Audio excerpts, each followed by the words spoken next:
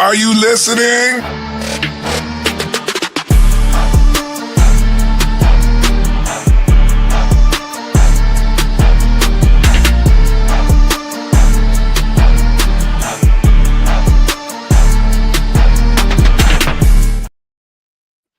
What's up, everybody? Welcome into the Running Wrestling Podcast. I am your host, Big Mike. I am joined, as always, by my tag team partner, my brother, Sped Rock. What's going on, Sped Rock?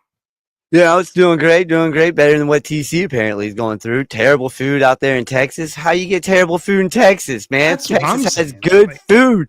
All right, I'll play. I don't know. I read that text fast. So maybe not terrible food, maybe good food. I don't know what's going on. But no, how's everybody doing tonight? Texas and get bad food? I mean, like, you could just, like, speaking of Texas, welcome in Roderick Rosdale. He's from the Herb and Raj podcast. He lives in Texas, by the way. I'm sure he can give you a lot of good recommendations on some food.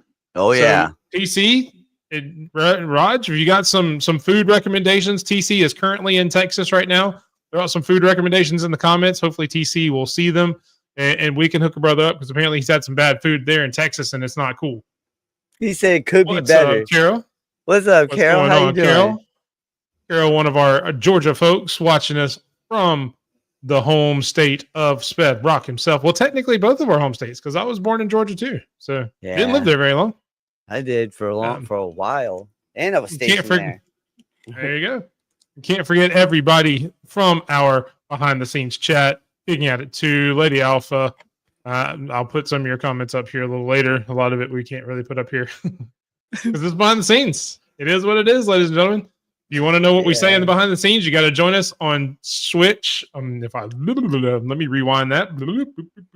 Join us on Twitch, Sped Rock's Twitch channel, 7:30, right before we go live, 30 minutes here. And as he has been doing, there's Kicking At It too. It is the Fallout time on the Running Wrestling Podcast. We're live and breaking down everything from last night's pay-per-view, or last weekend's, not really last night. Pay-per-view, PLE Madness, hot takes, surprises, and maybe a little salt. There you go. Thank you there for that intro. I appreciate that. I like that. TC was born in North Carolina. Say what's up to TC, who was in our behind the scenes as well. Love it. North Carolina. TC, what part of Texas are you in? And he can help you out. Probably Dallas. I mean, I'm not going to say he's like an expert of everything Texas, but Raj does live there, so. Just don't go to Lubbock. Lubbock was it wasn't that great. Yeah, we try to stay away from there. Yeah, it was definitely a big weekend in wrestling. We had Saturday night's main event. We had NXT Battleground. We had AEW Double or Nothing. A lot of big stuff happened. Some bad stuff happened. Some good stuff happened. So yeah, it was definitely something. Wait, why is that? That's weird. There we go. He's around the Austin area. So never mind. I was way off. That was glitching out. We've had some technical difficulties all the way through our behind the scenes, and it seems to be continuing here. That's so if we were talking about glitch the whole time. So listen, Glitch Energy, sponsor us. You keep glitching us out. Some of our comments, it's weird. Now my chat's messing up. So if I pull up the wrong chat, or if I don't see your chat, I apologize. My comments in the chat are messing up where I bring them all up. What's up, Zach? We appreciate you coming in. I did see yours coming in there. Yeah, we will get into what we're here to talk about before Glitch decides to take us off the air, whoever it is trying to take us off the air. We will get into the week in wrestling, as you can see there. First up, Saturday night's main event. You've all seen it. We have been vacant now since WrestleMania, I'm pretty sure. Yeah. That blank man holding our crown, we don't like it. So hopefully we had Ultimate One and Brian, who you guys saw on a couple of other prediction shows for Backlash and WrestleMania. They were the ones that tied from Backlash, so we let them go one-on-one for that crown. So it did not involve Sped or I. Sped and I both went for number one contendership to fight for the crown at Money in the Bank, which comes up next week. We will do those predictions next week, so stay tuned there. Yes, it is probably Dwayne messing up because he knows I'm going to say some bad things about his company. He may have got wind of what I was going to talk about some tonight. I'm there's going to be some things. So yeah. Get him. 3.5 hours away from that area. Oh, yeah, but man. I mean, good Texas stuff in general. It doesn't have to be specific there. He drives all over, so we're just trying to help a brother out. But he flies everywhere. You okay? Yeah. You okay? No. There's somebody, I don't know what's going on Kick. We're not live on Kick anymore. And I'm getting so many freaking comments right now from Kick. I don't know what's going on. I don't throw it back up there. Who knows? Yeah. And we can't go through Saturday Night Main Event without talking about the Cena of it all. Ron Cena, or R-Truth, whatever you want to call him, took on his childhood hero, God. John Cena. I'll let you go first, man. What'd you think of the match? I was hoping it was going to be like this Brock Lesnar style domination where he's just beating down the crap out of, But did he, though? I mean, because Truth or Ron got some offense. He got to do like 4 of the 5 moves of doom. And that's all he got to do. After that, it looked what 4 out of 5 is a lot. John just killed him. That's what I thought. Yeah. A complete obliteration by John Cena. Yeah. That's what I thought it was going to be. And that's what it was. You get 4 or 5 moves. Okay, that's fine. That's what Tozawa got against Rusev on Monday. So in a word, this match was garbage. Yes. Yeah, pretty much. Garbage.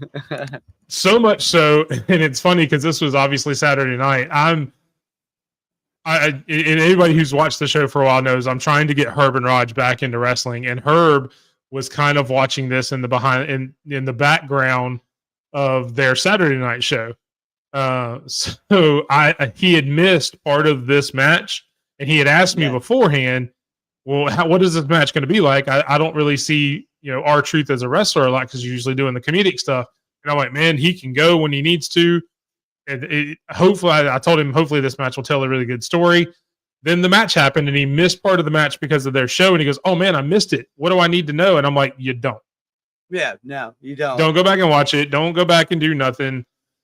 Just don't even worry that this match happened because it wasn't worth it. The fact that they ended this match teasing what we hoped would happen, where we got to see a little bit of a John Cena maybe crisis of conscience where he stops to think about before he kicks R-Truth in the down there area. I would have hoped it would have been an actual crisis of confidence conscience rather than a ploy just to mess with the ref. It really didn't progress any kind of story. It was just there to be there. They could have really told something really cool with R-Truth being the catalyst of maybe starting that turn back to John Cena slowly but surely. But they didn't. They used it as a ploy just for John Cena to be a dick. Yep. And waste another spot. Truth in the dick, and then there it was. So waste another chance, another John Cena date. Just wasteful. But whatever, man. He said he was going to ruin wrestling. This is what he's doing. He's not really ruining it. I mean, you're right. And I've said this before, and then I guess maybe it's even getting to me now to where I'm kind of like, So yeah, he turned 2 months ago. Says a lot of them hinting him going back. But see, they did it for a second, and now he's not. Now he's just back to doing what he does. Well, and now he's going to team with Logan Paul at Money in the Bank. He did do it at the end of Backlash. He did for a second. Yes, and then he did it again here. So he's 2 for 2 on doing. He didn't. No. He didn't do it here. He acted like he did it here. Well, yeah, that's true. Yeah, you're right. He used it as a ploy here. And then he had zero crisis of conscience here. And then he kicked him. And then he just kicked him. Yes, it was. You've heard of Suplex City. This is Dick Kick City. Yeah, And that is not a city you want to go to. No, I hope they make T-shirts like that, though. That'd be funny. So, well, he will be faced when he retires. I guarantee you that. He's going to drop the belt sometime in the next couple of months. By the time they get to Boston, he will be a face again, and whoever he faces, because there's no way that they're going to let somebody go into that match with John Cena being a heel, because they're going to cheer John Cena because it's his last match regardless. Yep. It's just going to happen. So there's zero chance that he remains heel the entire time. Yeah, that's true. All right. Next up, you have the steel cage match between Drew McIntyre and Damian Priest. Damian Priest wins after a concerto and then just walks out of the cage. That was great. What'd you think about the match and the decision? Do you agree with it? Yes, I agree with this. You know, hit him with concerto. If you're already giving Drew time off, write him off in that type of manner. But get Jesse the Body Ventura off of commentary. Okay, this man's been in the industry for how long, and he knows he can pick up a rule book any day now. You know about what's going on. But hold on, what am I looking at? That I was looking at you. No, you can just talk. I'm putting up comments that so people can see their comments. Okay. But keep going. Yeah. So Jesse he's off the wall with that. Oh, I didn't know he could walk right out of the cage like that. I was like, come on, dude. Like, come on. You just stop it. You know, like I get he's there for one match and everything. And I like that heel, you know, that dude that wants to be behind the heels, you know, instead of what we usually get where we're, you know, we got a color commentator and a guy who's like, all right, well, he's doing this and this. You can't really blame him. You can't be biased, blah, blah, blah. I just wanted a true heel commentator. That's not Jesse the Body Ventura. Yeah, so I've made it pretty well known that this was my most anticipated match for this entire card. I like it. And it was not garbage. Yeah. But it was just above garbage. Yeah. This to me was a decent match, but one, like Stampede says, you're not using the cage much. You're not really using that jeopardy of the cage. Then why have it in there? Why have it as part of the story? And yes, even with a concerto, it was anticlimactic, which is hard to do. Yes. Okay. Yes, I get what you're saying there. I do. And the fact that like when he hit Drew the first time and Drew falls and Drew miraculously pulls the chair under him to get himself set up for the concerto, and then Damian Priest pulls the chair back out and put it back under. It was just very wonky. It was very weird. And if you're going to write him off of TV for a long time like this, he needed to hit him like 3 or 4 times. Yes, it needed to be like a Bronson Reed level of tsunami where he's hitting him 5-6 times, and then he can walk out of the cage. And then join him. One time and just walking out doesn't do anything for me. No, I feel that. I do feel that. And I get it. They couldn't have blood because they were on NBC, whatever. And yeah, I mean, I kind of agree. Jesse was the most entertaining part about that match because he's the only one that made you feel anything. The ending's what made me want him to go away. When he's like, oh, I didn't know he could walk out of there like that. Like, dude, you've been doing this for so long. Yeah, but think about it. In his day, you couldn't walk out the door. You had to climb the cage in his day because they had the blue cage that didn't have a door. It was that's what he was talking about, where you can't just walk out and win. You had to climb the cage. No, that was his point. And his point is exactly right. The fact that you can just open a door and walk out seems very anticlimactic in general, unless you make it mean something. But like I said, hitting him 4 or 5 times to where he's just so incapacitated that he can't do anything. One concerto these days doesn't do that to me. No. I get. Well, it writes Edge off for life, but yeah. Yeah. It was a no DQ match, like Stampede says. That was just. You're right. Had to have some fencing around it. Yeah, I was thinking it was a no holds barred match, with just being caged in. You're right. Yeah. Yeah. What's up, Herb? The other half of the Herman Raj podcast. Thank you for joining us. Be sure to tune in Saturday for their Unhinged After Dark at 7:30, and make sure to tune in next Tuesday at 8:00 Central. It is actually Herb's birthday episode, so everybody that's watching us, make sure you go tune in to their show and tell Herb happy birthday. What's he turning? 21? Everybody getting drunk that night? Something like that, yeah. Yeah. So, yeah, I mean, Lady Alpha agrees it was just kind of a meh. Might as well have been a kennel from hell. That's it. I do know Double or Nothing was so much better. He says he is turning 58. So you can. Sped said 21. Herb says 58. I will tell you, I know, so I'm not going to ruin the illusion. It's somewhere in between there. You can take your pick. Oh, okay. I see what you're saying, TC. The frolic inside the fence match. That's funny. Eden Rollins. Yeah. Yeah. No, I was saying that was funny to stampede on that, but I get what you're saying, TC. So next up, you have again. There's going to be a theme with my analysis of this show. This one was the U.S. title match between Zelina Vega, Chelsea Green, and again, garbage. Yeah, no, I agree with that one. 100. Yeah. Are they wearing the same?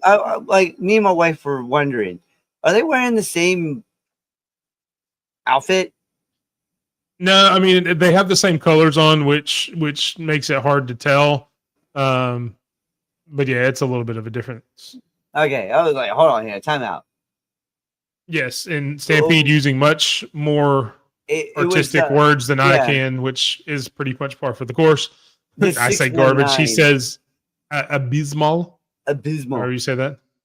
The 619 from Zelina should just be. That was not a 619. That was like a 310 at most. It was like it needs to go away. I get he doesn't need to do it. Exactly. I get that you're trying to pay homage to your mentor, but you can't do it. I'm sorry. Pick a new one. You know? Yeah, like I don't know that I've ever seen her perform a really good 619. So yeah, she needs to chill on it. Yes, it was a collect call to 619. And they in Chelsea unfortunately tried not to accept the charges and got kicked in the face for it. Yeah, broke her nose for it. The whole freaking thing. The whole 30 minutes of $300. Yeah. Free for you and cheap for them. And I'll push back on this part, TC, because there are other people that do it as an homage and do it well. We saw it a few days later in NXT with Stephanie Vacour doing it, and it looks fine. It looks great. Because Stephanie Vacour has the speed and can get the momentum coming off the ropes. Yep. That she can actually perform the move and actually rotate it. Zelina can't get the speed to rotate on that, so she messes it up almost every time. Well, and I could also, and I know you're going to hate this, but you know how Eddie used to do he'd jump over the ropes, dive in, do a little front flip. Dom does that, and he does it very well, and there's a lot of guys I've tried and hasn't. And that's what I say, you're not going to like this, but that was I love how you keep saying that every time you mention Dom. I like Dom just fine. I agree with everything you just said. Yeah, I know. I don't hate Dom. It's okay. You can give Dom a compliment, and it's okay. It's when you gush over Dom, and I start wondering if I need to go protect Liv from you because you're going to take her out. If you're going to pull a Roxanne and start giving him some. No, he hasn't got tendies yet. Okay, he's still getting nuggets. Yeah, he's still getting. He's getting like some store brand nuggets from Roxanne now. Yeah, yeah, that's not even the good nuggets. That's not like the Tyson brand. That's like the great value. Yeah, that's the great value. That's messed up. And I've said this back to Zelina Vega. I've said this a few times.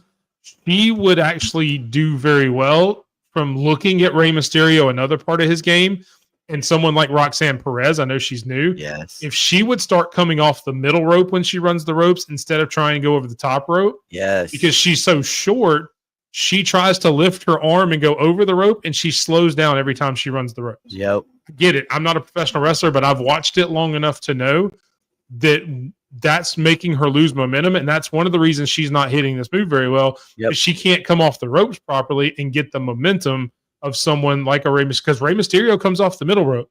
Yep. Because he's realized that makes him faster. Yep. Springboards. Yep. If she would try that and start doing that, then it may look a little better. But if she's going to keep trying to do it the way she's doing it, it's just going to look horrible every time. So, but nothing else I really want to say about this. It irritated me. I hate the fact that Chelsea lost in general. And so he's got the two fact pictures. that she broke her nose is even worse. So we will move on to the next match. First, that's great air fry nuggets. Oh my god! I'm sorry, Michael, that those are the ones you buy. Maybe they're good. I haven't had those yet. I try to stick with Tyson because at least Tyson are decent. And I just make my own chicken nuggets. And we have the tag team match there that started the show. Braun Breaker and Seth Rollins against CM Punk and Sami Zayn. The heels get the victory after the surprise entrant of Big Bronson Reed entering the chat and the group. What do you think of the match? Killed CM Punk, didn't he?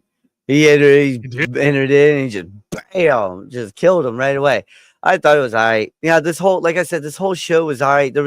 I thought the cage match was decent, to the point where I would watch those guys again, and I feel like Drew should go over, but like this match, I had no hype, no ambition for this match whatsoever. It's just a plug-in, for the main event, basically, which is CM Punk versus Seth Rollins, SummerSlam, and then winner goes on at Survivor Series to face Cena.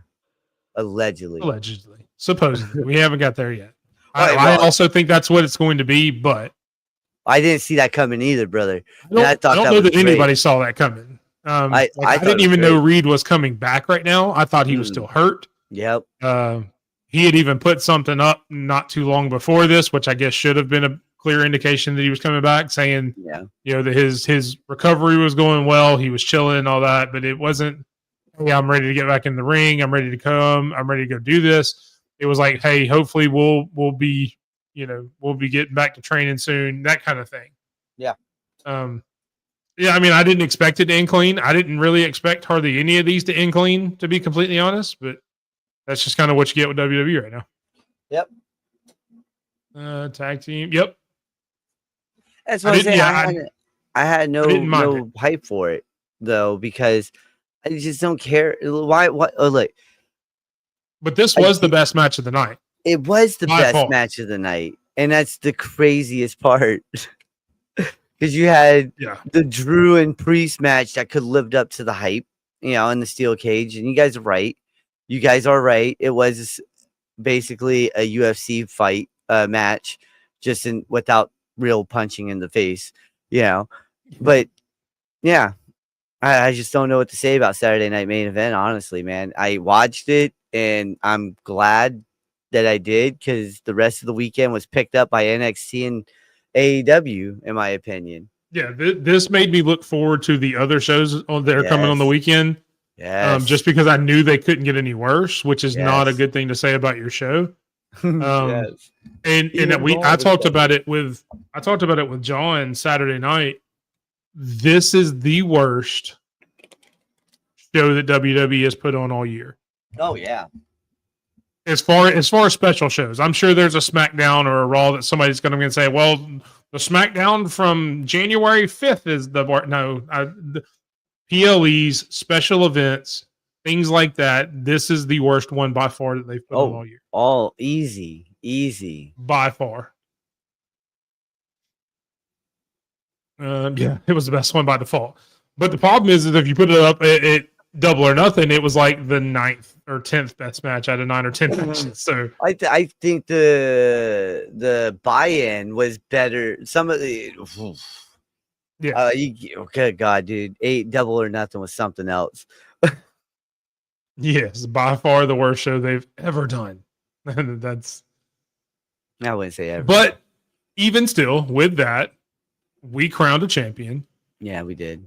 Oh no, wait, we got one more. Yeah. See, this is how bad it was. You did the post-show stuff. We already kind of talked about it.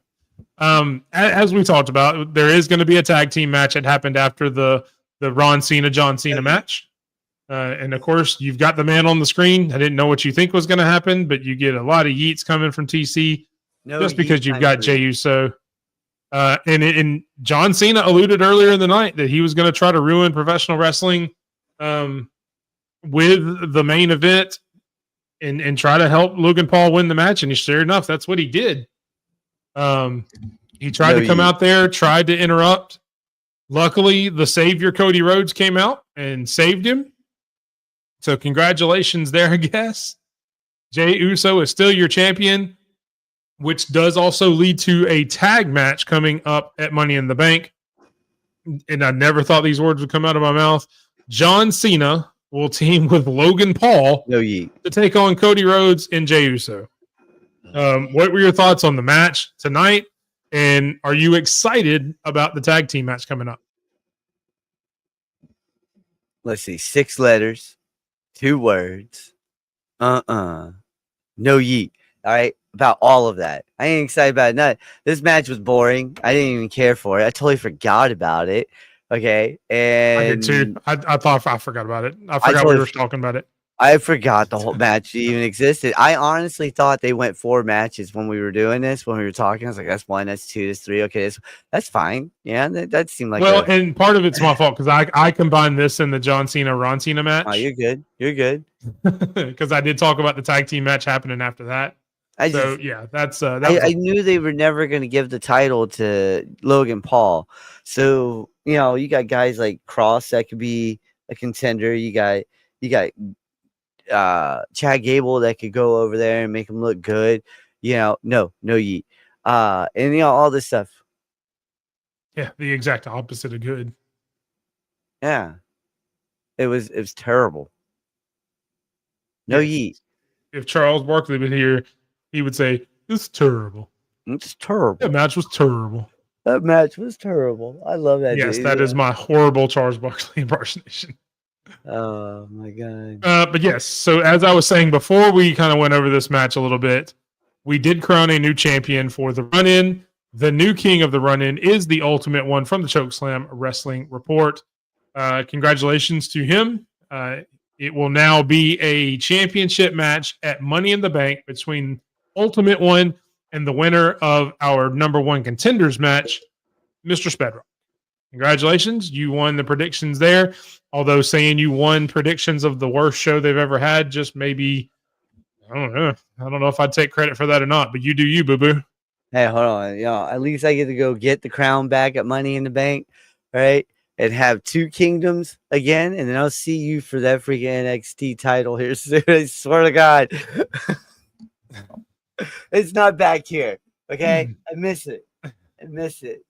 But don't worry, I am still going to be at Money in the Bank. I am still going to be competing. There will be a fatal 4-way Money in the Bank ladder match between myself, Michael Norton of the Mod Squad, Michael from Kicking At It 2, and Brian, who also was in the championship match. We are going to be competing for the Run-In in the Bank briefcase that we can use, whoever wins, which will be me, obviously, can use to cash in on any championship, anytime, anywhere. NXT, AEW, WWE, you followed us on socials, you've seen us, we've shown the briefcase a few times. We have sent it out to the people who were involved in the match so they can get a look and get a taste of what my briefcase will look like after I win it.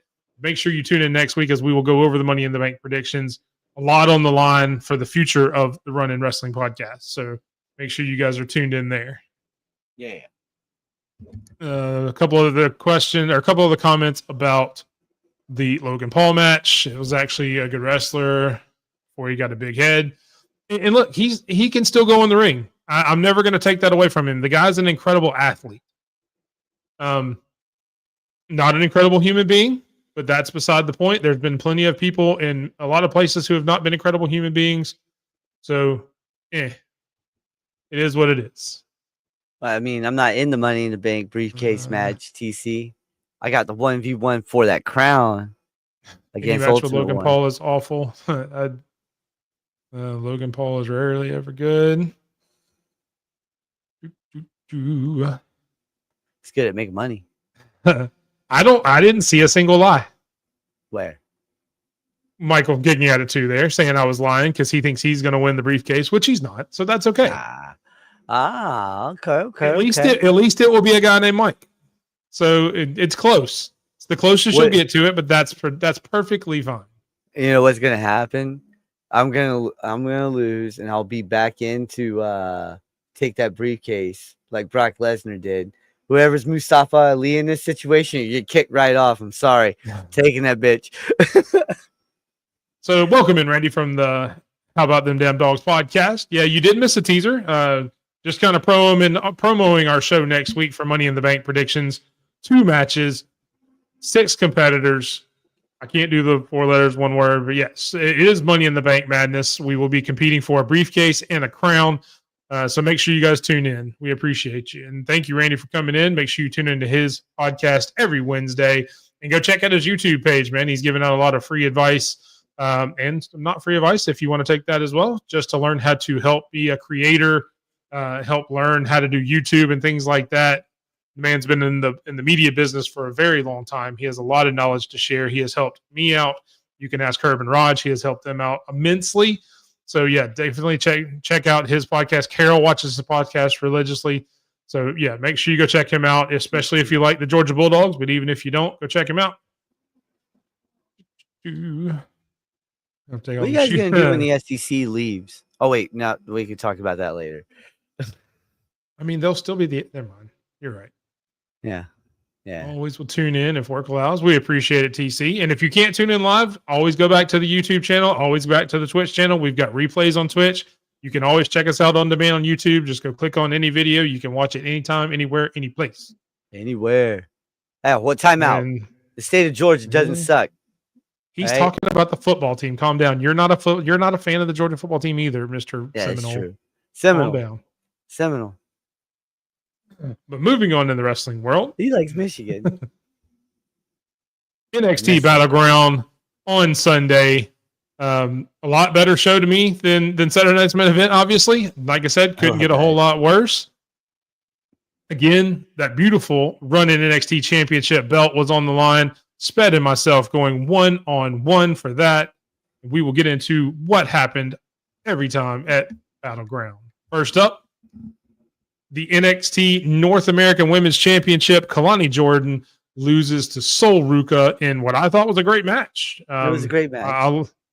What did you think about it? And did you think it was the right decision? Yeah, I thought it was a great match. Thought it was the right decision. Do not care for all the fans that are saying this is the greatest soul snatcher that's ever happened. I mean, it's just a front flip off the top rope, and Jordan dove down. Yeah, there was no setup to that whatsoever. It was nice. Yes, it was cool, but whatever. This match was a phenomenal match. Great way to open up the show. All right, great freaking way. And I mean, we went from crickets the night before to everyone getting behind the first match of the night. So this was a great match. Sol Ruka versus Zarya is gonna happen, and I think that's when Zarya is gonna. Listen. Zarya is gonna make it. She's gonna take that. I think it's gonna happen. Watch. We'll see. I like Jordan though, man. She was killing it in there. But yeah, I mean, this definitely showcases much more than the women's match from the night before. Showcases how great the women in WWE can be and how bright the future is. Yes, because both of these women put on a show. I agree. It's not my favorite soul snatcher of all time. Still impressive. Yes, that you can counter rotate on that and still get out there enough to where Kalani can lay her head and take that shot. Yes. So still a very cool move. I think my favorite is still probably the double one from the ladder match last year, I believe. Yes. It was really cool. I like that one a lot. But this one was definitely really good. Stampede liked it 7.5 out of 10. A good way to start a show. Great way. Yeah, that's a good one. I like that. Right winner, like we said. I'm interested to see where the Zarya thing goes. They've kind of doubled down on their friendship, especially what happened on Tuesday with Tatum. So they're kind of showing a united front. So they're not really even showing cracks in that friendship right now. Well, I mean, think about what's happening now. We'll talk about it when we hit NXT later. Yeah. But think about what's happening now. And I know. So that's why I think the Zarya stuff is going to happen sooner. You know, they always call an audible. Yeah. Oh, yeah, for sure. Next up, you've got the family business match. Channing Stacks Tatum against Tony D. Stacks gets the win after, I guess, a distraction from Crucifino, who comes out and just kind of stands there, doesn't really interact, doesn't really do anything, but it does take Tony D's attention away from the match, letting Stacks, again, it's a theme, get him in the deck and get the pin. Did this surprise you that he came out during this match, or no? Did this go how you thought it was? This is how I actually thought this was going to go. I thought he was going to return. I thought he was going to help Stacks, but I thought he was going to get involved, not just stand there. Okay, So, but like the reason why I like thinking how Italians think when the mobsters think and stuff, that it's fascinating to me. Like Fugazi's a way of calling someone a little punk ass B word, and that's what I called him last week. Is Tony D going to whack the Fugazi underboss? Nope. The underboss said, "What's up? I'm the new boss. I'm the new Don of NXT." So it tells me the rumors are true that he might be going to the WWE here soon, which I hope he doesn't. I hope he comes back, and I hope you get one more match or two more matches. I'm sorry, give me two more matches, then bring up Tony D for the Royal Rumble. All right, that would be the better spot to bring him up in. Give me two more matches of these two guys, and seeing that. I would give it a 6.75 out of 10 because I was more invested in this match than anything else because I like the Italian side. I like that story that they were given.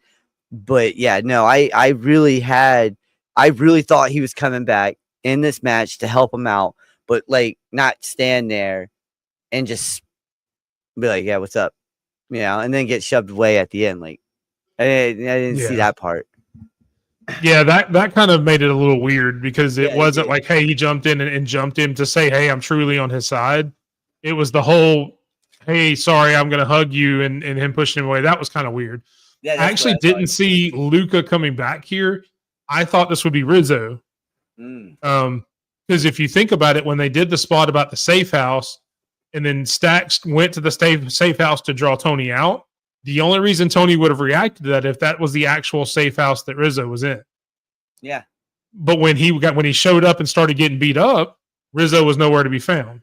So where was she at while Tony was getting beat up? So I thought maybe she would come back here.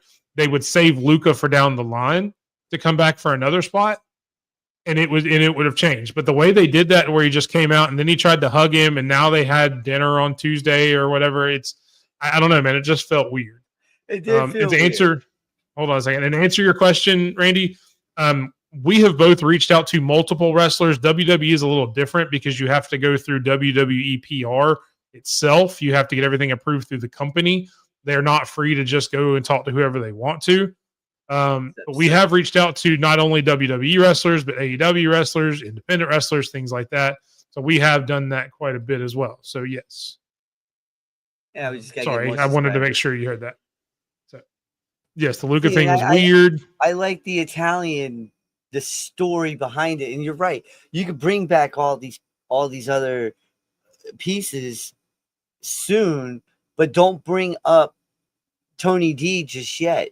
Okay, and I'm not gonna lie, I don't think Tony D needs to come up right now because I think he's gonna get lost in the shuffle. Yes, exactly. You can keep him until at least the Royal Rumble if you want to bring him up, and you can make Stacks look really good with that. Yes, there have been multiple emails to AEW wrestlers as well. I'm not going to name any specifics, but yes, there have been multiple AEW wrestlers. I sent two out yesterday. I should say that. But I won't name any names just in case, so we can keep some surprises if anybody ever says yes. But AEW has something similar where you kind of have to go through a PR thing for them too. Not nearly as bad as WWE or nearly as stringent as WWE, but it still exists. So yeah, definitely more than that to come in the future. But yeah, it was just kind of weird. I mean, it was a good match. I liked it. The right person won. I think we both picked Stacks. Yes. It's just the way it happened was a little weird. Yeah, we both picked Stacks. Yeah, we did. You don't have to look. I know.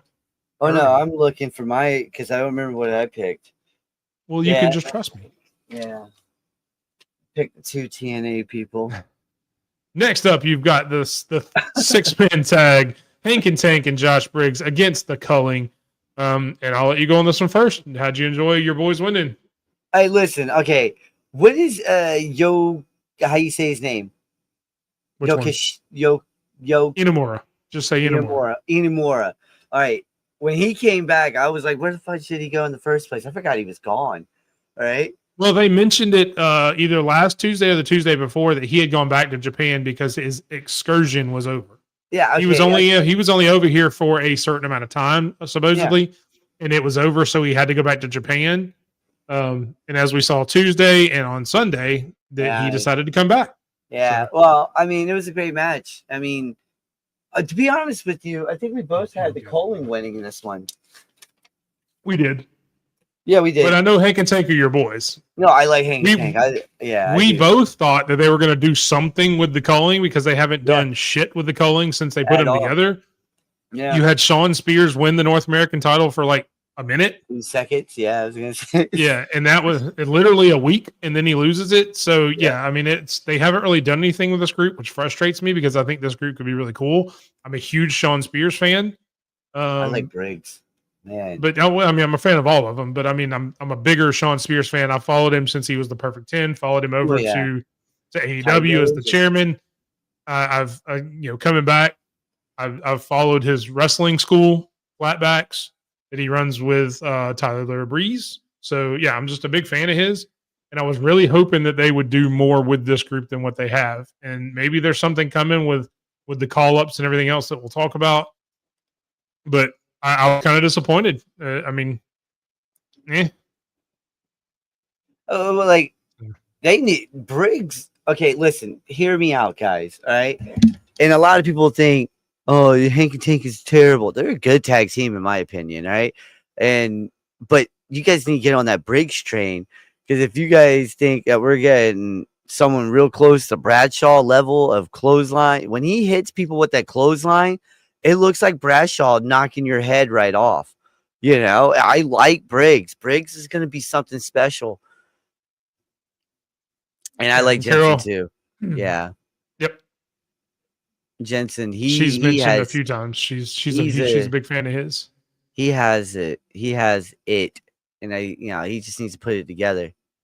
Hank and Tank are entertaining. Yeah, and I'm not saying they're not. Like I said on our last show that they have won me over in a lot of ways, but they didn't need this win. That would have been fun. It would have been interesting for like Izzy Dame to get in and cause a distraction or something, and then let the culling win, and then you could do everything afterwards. They could be beating him down. She goes to get the chair. Inamura comes back. I honestly thought once Inamura came back in that Briggs and Inamura were going to attack Hank and Tank. Yeah, they were doing the whole hand raising thing, so that kind of surprised me too. I would love that. But yeah, I mean, I guess we'll see where it goes from here. Just kind of lost it for me. Yeah. But what didn't lose it for me, Stephanie Vaquer, Jordan Grace for the NXT Women's Champion in one of the best matches NXT's had all year, in my opinion. Yeah, it was. It was a great match. I liked it a lot. Yeah, I mean, what'd you think? This is one of the two ex-TNA people. Or no, I'm sorry.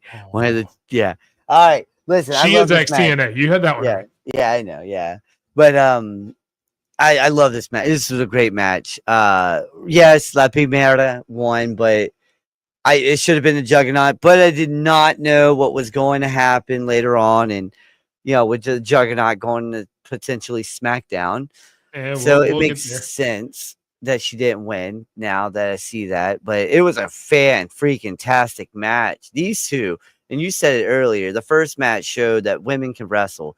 These two showed off that they might be headlining a main of WrestleMania in the next few years, and that's just me saying that. I'm nobody. I'm just a sped, So I love this match. It was a great match. Yes, 100%.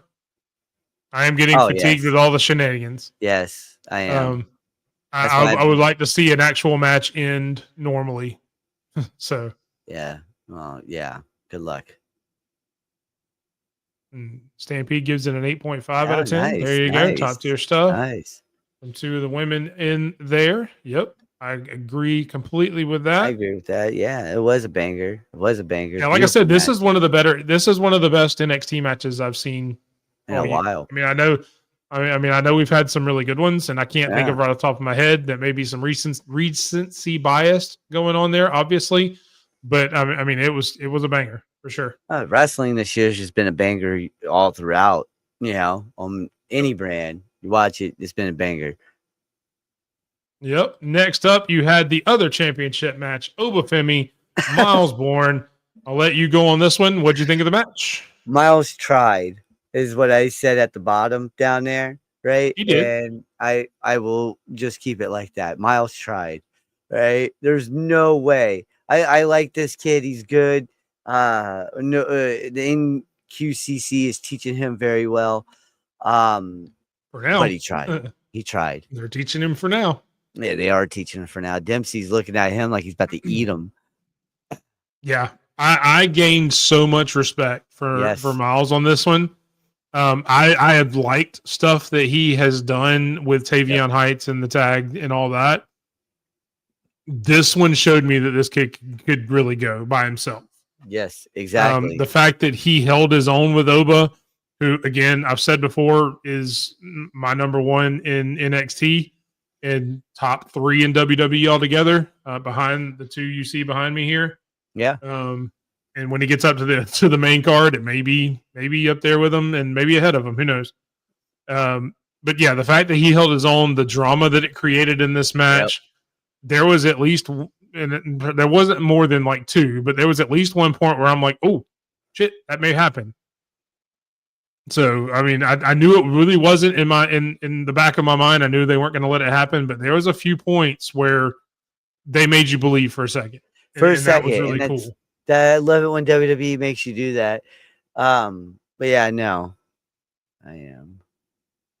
Yeah, this one did. This match had a clean finish, so there you go. Which also made it really good. Yes, it did. 7.25. 7.25 out of 10. Good. Nice. That's good.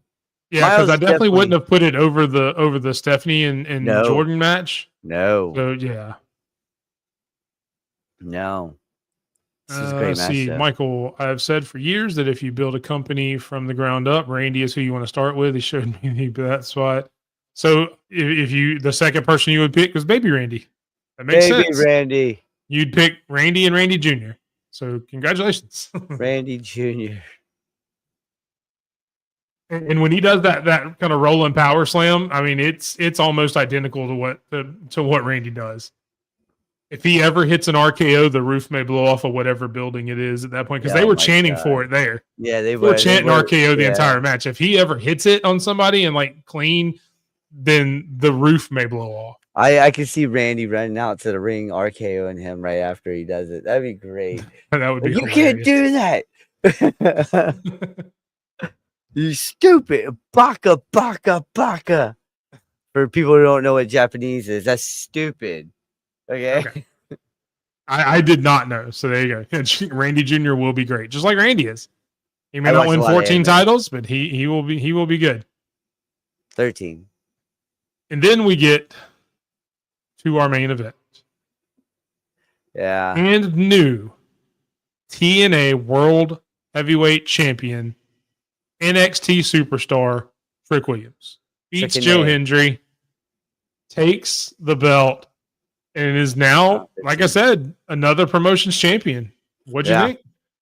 I loved the match. I thought everything about this was great. They had the CEO of president TNA, the president. That's what it was. The president of TNA right there. I thought it was cool when it was funny to me that he started doing he was air guitaring when he won the belt. And I was like, oh, that was great. No, I thought this was a good match. And TC, you and one of my buddies agree. He calls the TNA World Championship the mid card of all world championships. And I was like, wow, that's crazy, you know? So I don't know if that's fair, but sure. It's really not that fair, because TNA World Championship has been held by Night Lady Alpha, has been held by a lot of future Hall of Famers. Look at Drew McIntyre. Look at AJ Styles. You know, Sting held it. Kurt Angle held it. Samoa Joe. Yeah, the list goes on, and some really big names held it. And you know what? I'm looking forward to Mike Santana versus Trick Williams coming up here soon. And I would give it a 6 out of 10. You're right. This match was bigger more for the moment than it was the actual match. Yes, you're right. Well, Trick will be defending it in TNA. He's going to be defending it in NXT. That's the cool thing about the partnership is he's going to jump back and forth. I mean, that he was on NXT this Tuesday. He's supposed to be on TNA this Thursday. So he's going to go back and forth and defend it. His next opponent is Mike Santana, as they mentioned on Tuesday. So yeah, definitely he's going to be going between all the brands, or between both of the brands, not all of them. I shouldn't say that part. If you, but I mean, go ahead.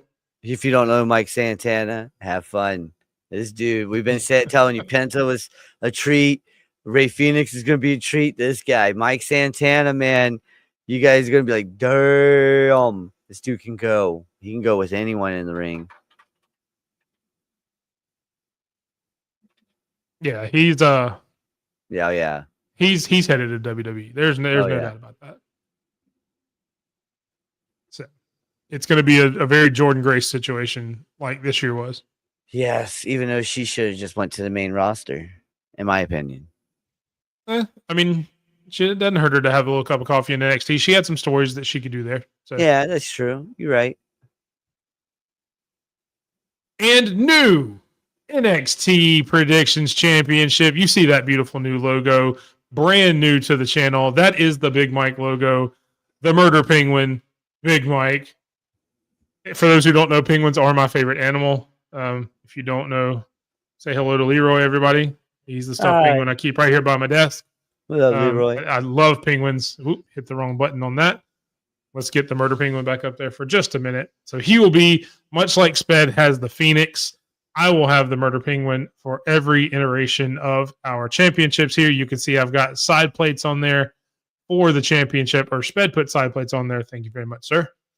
So yeah, it feels good to have that belt. I'm missing a little bit of stuff on my head there in the crown that I lost, but I do still have a belt. It's pretty cool though. I like that. I like that penguin. And yours is a kraken, TC. I thought yours was a kraken, not a squid. Yeah, whatever, buddy. Yeah. Going to NXT to improve. People like to. I didn't say she needed to go to improve. I just said it was okay for her to go there for a little while. Not everything is about her going to improve. She's been in NXT for a while doing some stuff. It made sense for her to go there because they already knew her there.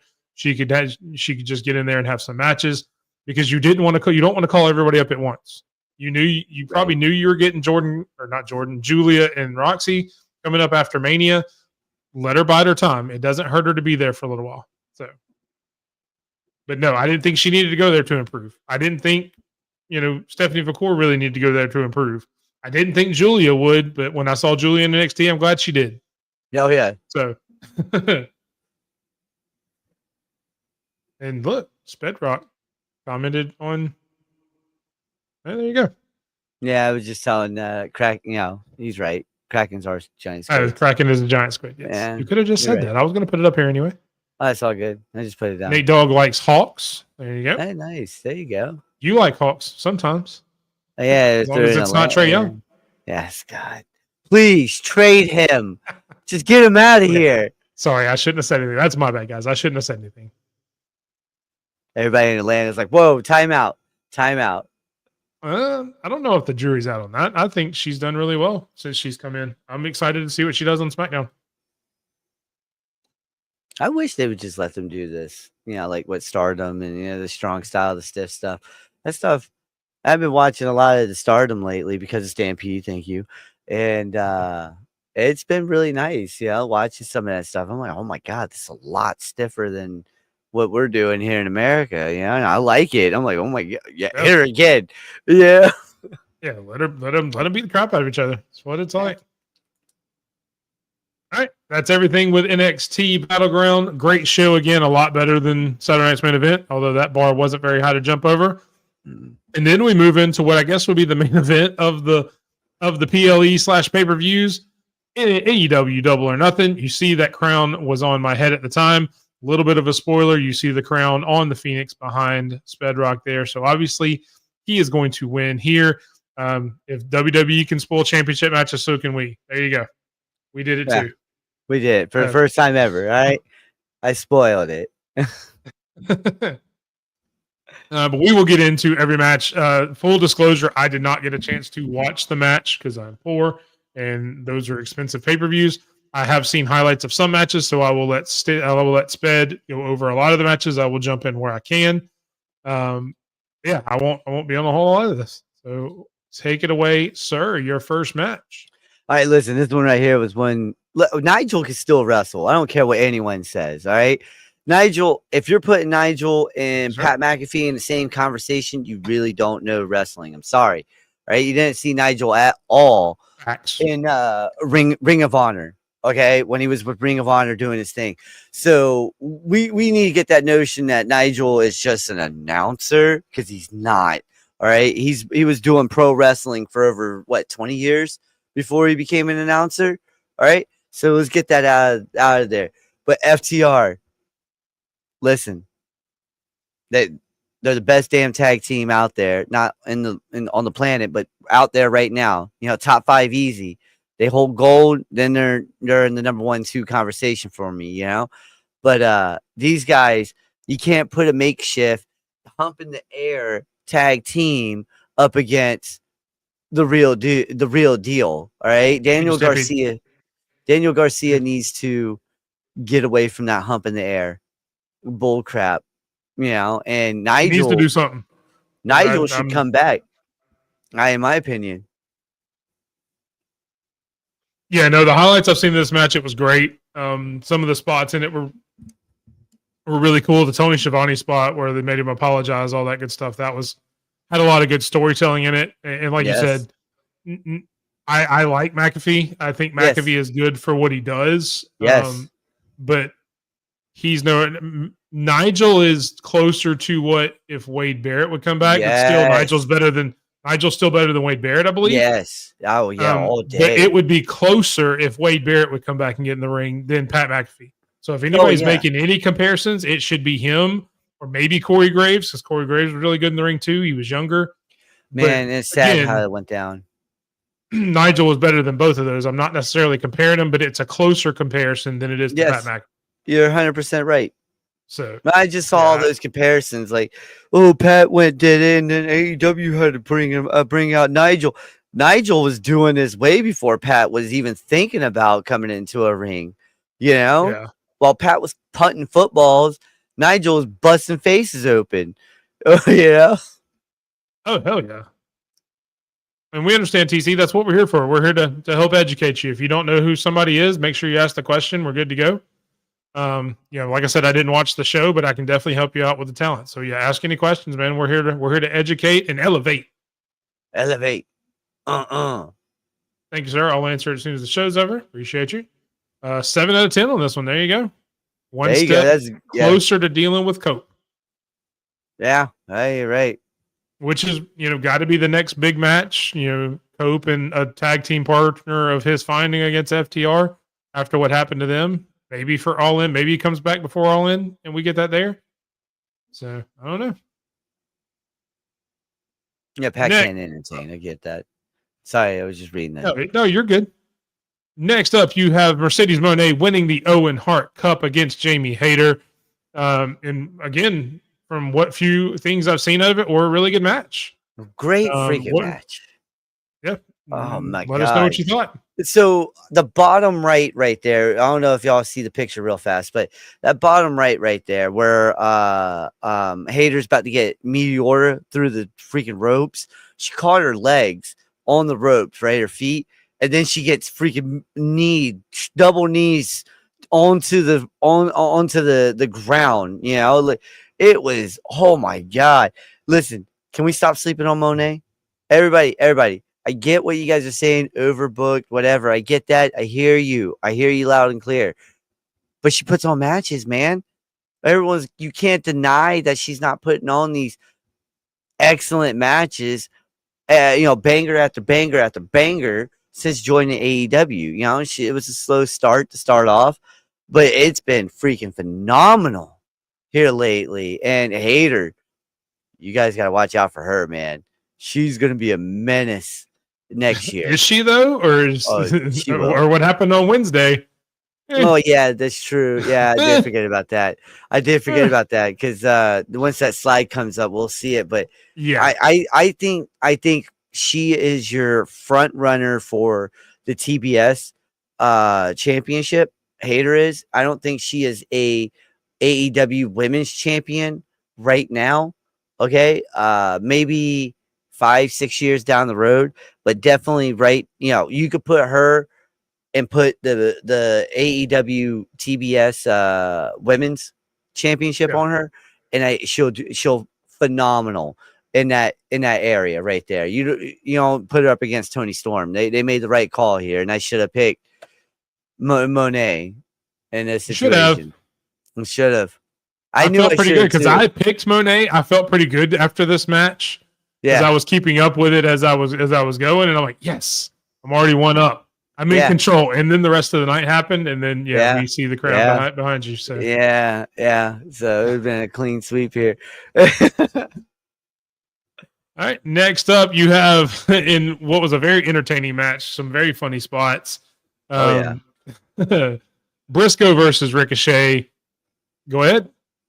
All right, listen, I didn't put up a lot of pictures of this because of, we don't want to get demonetized for the blood. But this is a great match for what it was. I mean, we got the whole spray bottle, shining them up, Mr. Clean style. That was hilarious. That was funny as crap. And I wonder if that burned. All right. Did that burn his head? Because, when you're out there and you're heating up your follicles. I'm sure it was either just Windex or like colored water, like probably not, because Windex is fairly light on your skin. Like even if you get it on your skin when you're cleaning or something, it's not that bad. So, no, I doubt they would have used anything that would have hurt him. So I would say it probably didn't burn because it was either one just water with dye in it, or just some easy Windex that you can put in there. But no, I was gonna say this was a good match. I would not give it higher than a 6.25, maybe. It was good. It wasn't great, but it was a thriller. It was a great. Good night. Oh no, see, you can't TC, you can't on a Fallout show, you can't really just be like, it's always gonna be because now they get set up for everything else, Yeah, and we'll talk about that. We'll actually we've got an AEW segment where we just talk about the show on Wednesday. So we'll get into a little bit of that there. Stampede gives it an 8.75 out of 10. Oh, wow. There you go. Best heel in the business. Oh, yeah, no, he is showing why he is one. But no, I don't know, man, because most of these other matches, that's why I gave it so low, because these other matches, man, they were killing it. Speaking of other matches, we move on to Speedball Mike Bailey losing to Okada in a title defense. I have not really seen much on this match at all, so I will let you go. He looked good. He looked stiff. He looked like the old Okada that we've been waiting to see here in America, but I get it. Well, he's been holding that gold, looking pretty with it. Speedball is one of those guys that he's got mid-card all day written on him, but he's got one of those mid-cards that's written on him that could be elevated once in a while, like The Miz. You know what I'm saying? Like he could. That's a hard comparison. Well, I don't know, man. I am not saying that he's got the same Miz techniques and style. I would say that Speedball has the athletic ability that is equal to the Miz's entertainment value. No, I was talking. But he has the entertainment of value that is equal to the Miz's in-ring.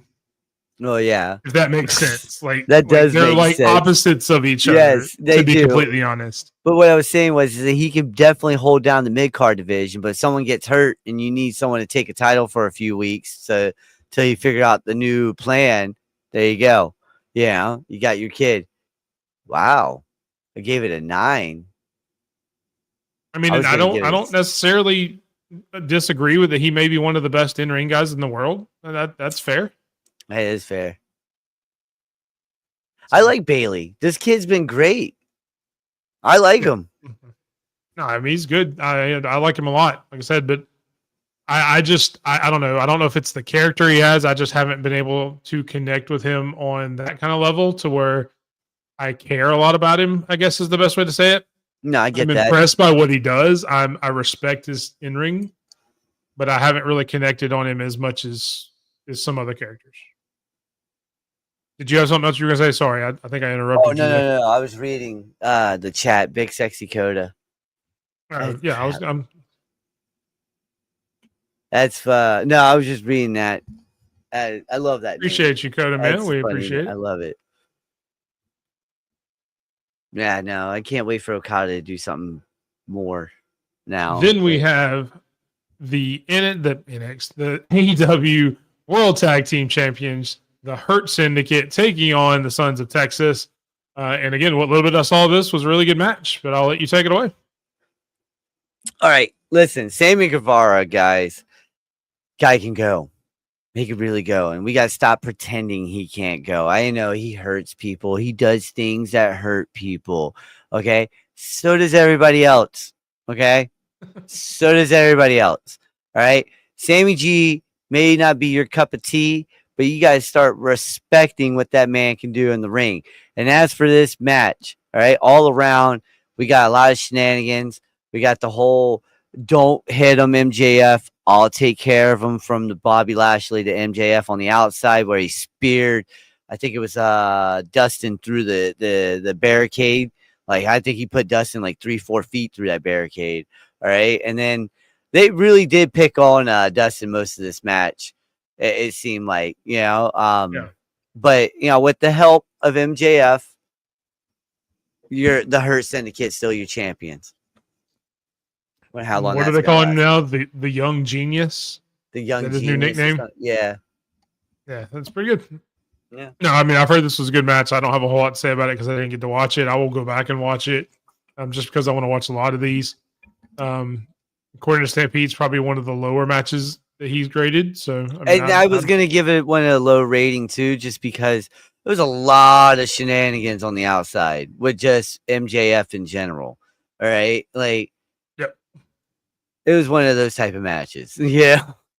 We bitch about WWE doing it, and AEW does it once, and we were already fatigued from the weekend of it, Yeah, okay. That was the problem. We're just fatigued from the weekend of WWE bull crap, and AEW does it one time, and we hate on them.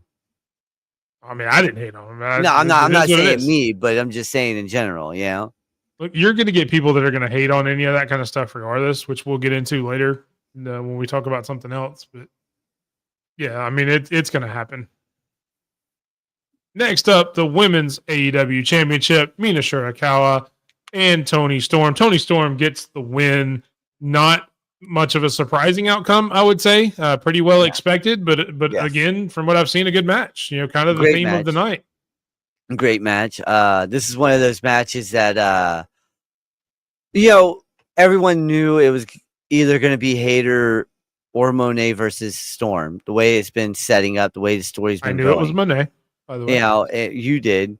And this match, though, man, you have to give it an 8 on this, or at least a 7.5 or higher, because these two women showed up and showed out, put on a banger, and put a story out there at the same time.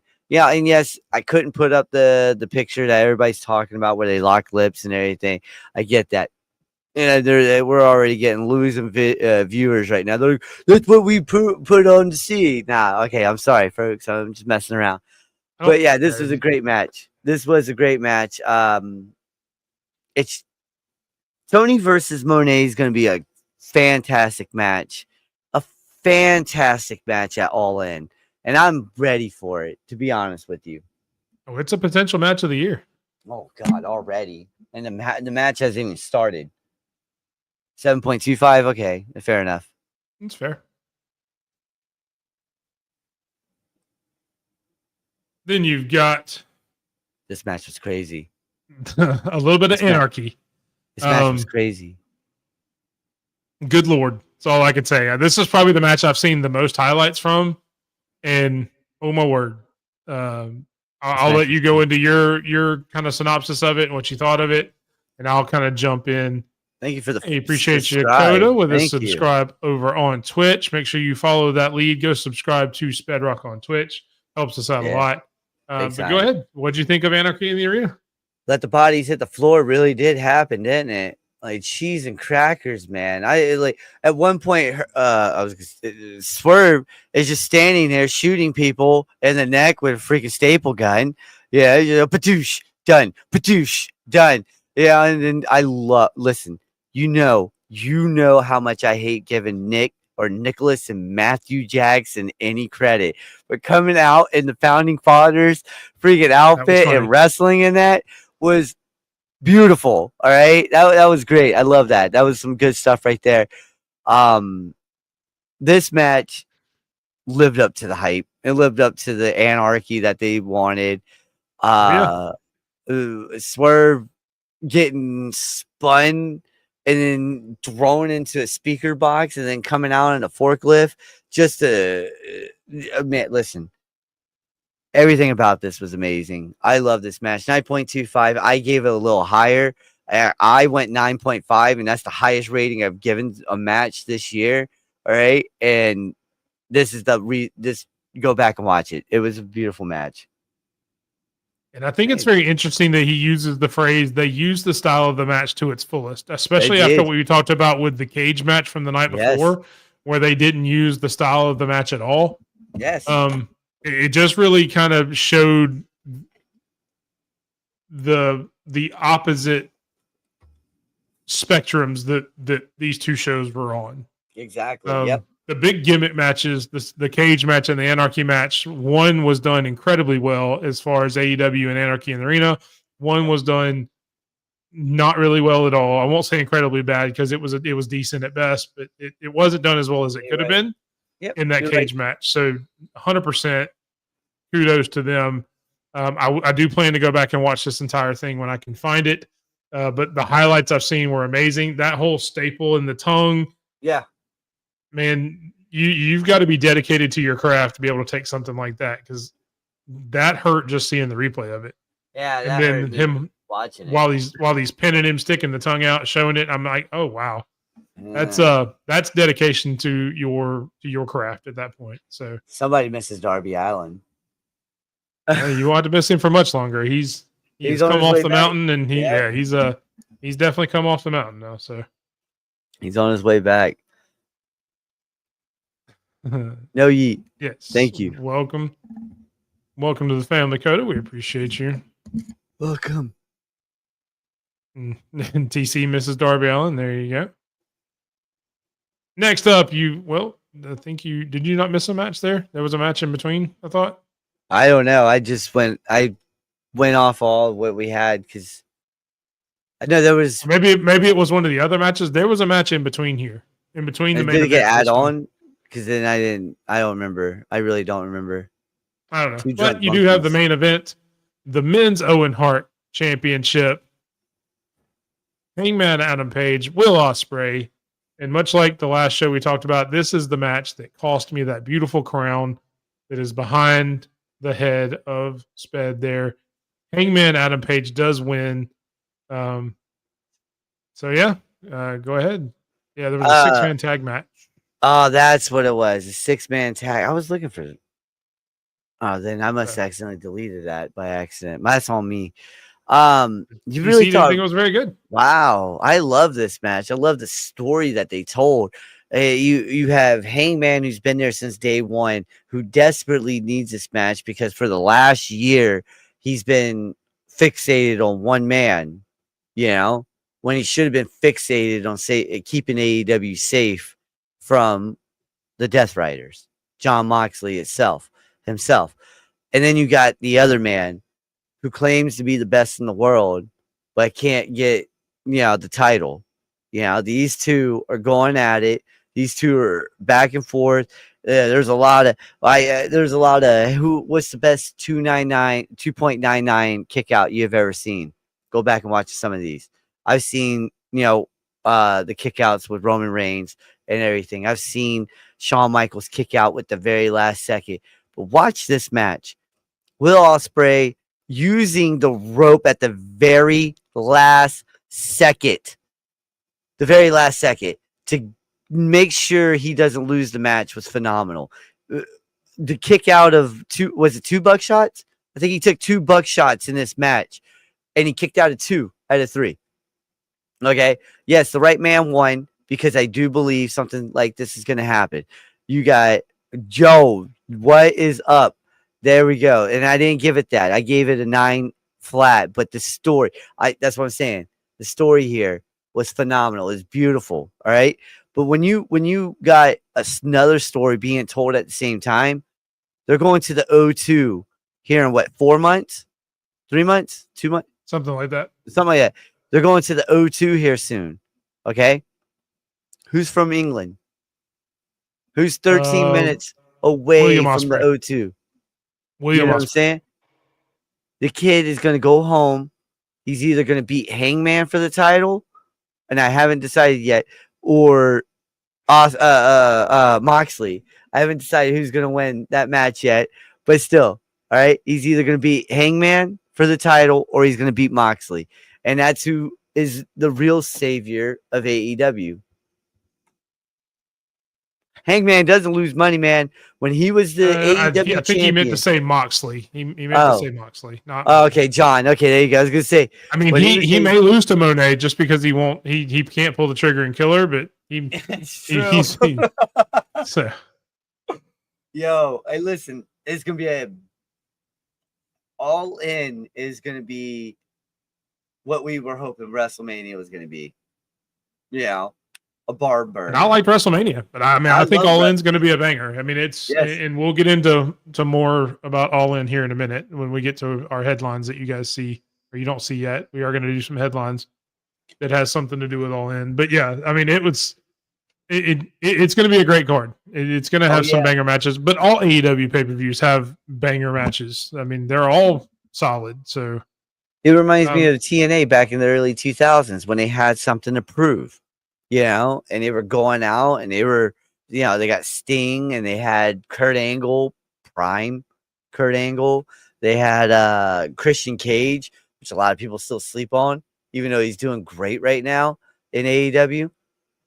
AEW's been trending north, and I am enjoying everything that they're doing. Well, I mean, AEW's been up. I mean, it's not like, they may be trending north, but it's not like they've been down. No, I know people get hung up. They were chilling. I know people get hung up on the stupid ratings, and I don't give a crap about that.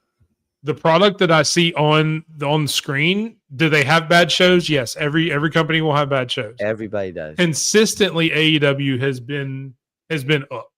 Yes, and I think they're going to continue to go up. This past week or last night's show notwithstanding, I didn't think it was a great show, but we'll get into it. But yeah, I mean, they've had really great shows. They've had even better pay-per-views. This was probably one of the better pay-per-views from what I've read that they've had all year. They're going to have an incredible pay-per-view at All In. So definitely the future is bright for AEW. But if you go back and watch this, you'll understand what I mean by that at the bottom where it says Hangman just had enough to beat Will Ospreay. No, I mean, I understand that just by the highlights I've seen of this. I mean, I've seen a good amount of this match and highlights and stuff. And I mean, Will gave him everything that he had. And you're right, every ups and downs. And I wasn't saying that they went down. I was just saying that everybody was saying they were chilling for a while. I'm not saying flatlining. Yeah, they were just chilling. And then they went back. The product that they've been doing, though, I love it because it's like a roller coaster, man. Just sit and wait. We're just anticipating something good coming. Yeah, and I will be watching that pay-per-view as well. I mean, I can't afford to get the pay-per-views all the time, but I definitely All In is one that I have had earmarked. Yeah. That I am going to shell out the 50, 60, 75, however much it is. I'm going to pay it and watch it, and I'm going to enjoy every second of it. So no, I don't blame you there. Hangman Ospreay, my number 2 match of the year. Double or Nothing, my number 2 pay-per-view. Nice. And that's a man that knows because he watches every single one. So yeah, he got me into stardom. I ain't gonna lie, man. Love them. Love it. Which does mean that you're new. dun, dun, dun. You can keep going. Dun, dun, dun, dun, dun, dun, dun. Just doing this for Big Mike's benefit. Dun, dun, dun, dun, dun, dun, dun, dun, nah, nah, nah, nah, nah, nah, nah. I like Hey, how what? I like how not only do you play, and I'm going to make an NXT reference, you play the Stephanie McCoy part by doing your little dance like Stephanie does her move, but you also play your own Booker T by doing your own commentary while you're doing your own dance. Exactly. That's very impressive. I like it. I like it. I like it. There you go. Spanish champ, my friend, you lose. Yeah, at least I did. Yeah. Whose house? Not my house anymore. Sped's Kingdom now, bitches. Da, da. Yeah, keep going. Da, da. Yeah, that works so well. And we will go through the weekly shows. Not really much on SmackDown to talk about, but we will talk about Monday Night Raw, represented by Chokeslam Wrestling Report. You see the crown right there over the logo.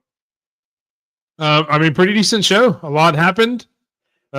You had a couple of qualifiers. Penta qualified for the Money in the Bank, as did Seth freaking Rollins. We'll start there. What did you think of both of the qualifying matches, and did you agree with the outcomes? Didn't Kairi Sane qualify as well? No, that was not a qualifier match. That was just a one-on-one. Okay, I thought so. Okay, my brain was trying to rack that one up when I was doing this. No, I liked Raw. Raw was cool. For a show that's starting to, like, okay, they're setting up new storylines and stuff like that. Rusev versus Sheamus, and the Creed's gonna go after the New Day, which let's talk about that real quick. Let's talk about that match. We're gonna get to it. I want you to start with the Money in the Bank. Oh yeah, okay. With those two matches, trust me, I'm gonna get to everything you've got on here. So Penta that I knew once they showed El Vikingo, when they showed him, I knew he was gonna get involved. Because he's got a match against Chad Gable. June 7th, I believe it is. That's my daughter's birthday. Next Saturday. Yeah, that's my daughter's birthday. What's up? She turns 2. But yeah, I knew he was going to get involved. Penta was going to win this one. Because I mean, Dragon Lee. You said you didn't have any faith in Dragon Lee winning? No, none. Come on. We all knew it was either going to be, Omos coming out really as the Great Americano just to show up. Hey. That's not him, but I liked the match. I thought it was fun. Great triple threat.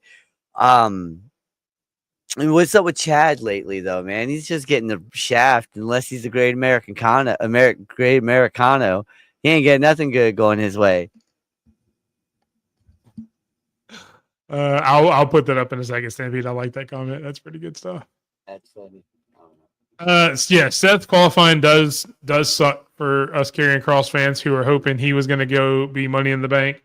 I haven't had a prediction on Money in the Bank yet. We'll get into that on our show next week, but it does put a damper on a lot of things. But it tells a good story. So Seth did qualify as well, winning over Finn Balor and Sami Zayn. I'm hoping we get like a Kross Sami Zayn match. Yeah, that would be really cool at Money in the Bank, since obviously Sami Zayn didn't qualify, and he has been kind of in Sami's ear, or not kind of. He's been in Sami's ear for a few weeks now. So there you go. Chad sucks as WWE's concerned. El Grande brings a lot to the table. In a WWE sense, I guess you're kind of right. But and then what we mentioned earlier, yes. Congrats to Vikingo on winning a match that technically happens this coming Saturday. Yep. In winning the AAA Mega Championship that he has not won yet. So congratulations to him. I'm still unsure if the match between him and Gable is for that championship or if they were just saying it is the champion against Chad Gable. So we'll have to wait and see till Monday to see if they clarify that after he actually wins the match. Stampede Seth doesn't need a briefcase to get a tie. You can't count. You can't count him out just yet. You can't count Karrion Kross out just yet on this Money in the Bank stuff. You got to think about it in this perspective. We've been saying it. SummerSlam's coming up. They got to set it up somehow. Seth gives up. Punk comes out. Costs Seth the briefcase. Who goes up the ladder? Yeah, I'm with you. There's a chance. So he's got to qualify first. They still have one more qualifying match, which will happen this week. Yeah. Which I'm guessing is probably going to be Kerry and CM Punk and somebody else, whoever else, maybe Seth Rollins. That's where he calls CM Punk there. So CM Punk has a reason to come in and call Rollins at Money in the Bank. I hope. I don't think he needs a reason. But yeah, we'll see. Hopefully he's there. I mean, I still would like to see Cross and Sammy too. As long as he's on the card, man. If he's not Money in the Bank, I think he can still do a lot. But we riot. Fingers crossed that he actually gets on there. If he's not on Money in the Bank, we riot. We also had the triple threat tag team match, the War Raiders versus the Creeds versus the New Day for the WWE Tag Team Champions. Winning is the New Day over the Creeds, getting the pin. You started talking about this, and I stopped you, so I'll let you continue. What'd you think of the match? Depressing, man. Depressing. Such a great look. You have the Creeds do all that work, and then you're just gonna roll them up and then just pull the tights 1, 2, 3. I get it. It fits their characters. So. It does fit their character. It does, but like it's just you had a great match, and then you ruined it with just a sloppy ending the way it went down. But hey, look, if this is setting up for the Creeds to get a title shot and potentially winning, I'm all for it. Yeah. Yeah, I mean, it was colder than, a Viking stronghold up in Norway in the dead of winter. So, yeah. That's true. Since the Vikings are in it, I guess. In the tag team division on Raw in general, I've talked about how much I love the SmackDown tag team division. The Monday Night Raw tag team division is the complete opposite. Oh, yeah. SmackDown may have the best tag team division in the world right now or in the U.S. I think Monday Night Raw is close to the bottom. And it's not because of the talent they have in that division, it's because of how they're booked and how they're presented. Yes. They have some of the best tag teams and some of the best athletes. I mean, you've got the New Day, one of the best of all time. You've got the Creed brothers who are up and coming and athletic as hell. You've got the War Raiders now who have killed it on the indies, who did really well, did good in NXT. And just, I mean, the way they're presented and the way they're brought to you, you've got A-Town Down Under that you could use, but you keep teasing the whole breakup with them. Yep. And all that. You could have the same situation over on Raw, or over on SmackDown that you do on Raw, but they just don't present them very well. And for the life of me, I don't know why. So yeah, exactly. Stampede. For the love of God, someone get Dominic Mysterio actual chicken tenders. Stop getting them store-bought brand chicken nuggets. All right, chicken tenders, preferably from the gas station. But in that vein, I am so glad that we get the Judgment Day back to doing Judgment Day things. Yes, I loved the Liv and Rhea storyline with will Dom, won't Dom kind of thing. And now that we're kind of reliving that with Rox, it's entertaining to me.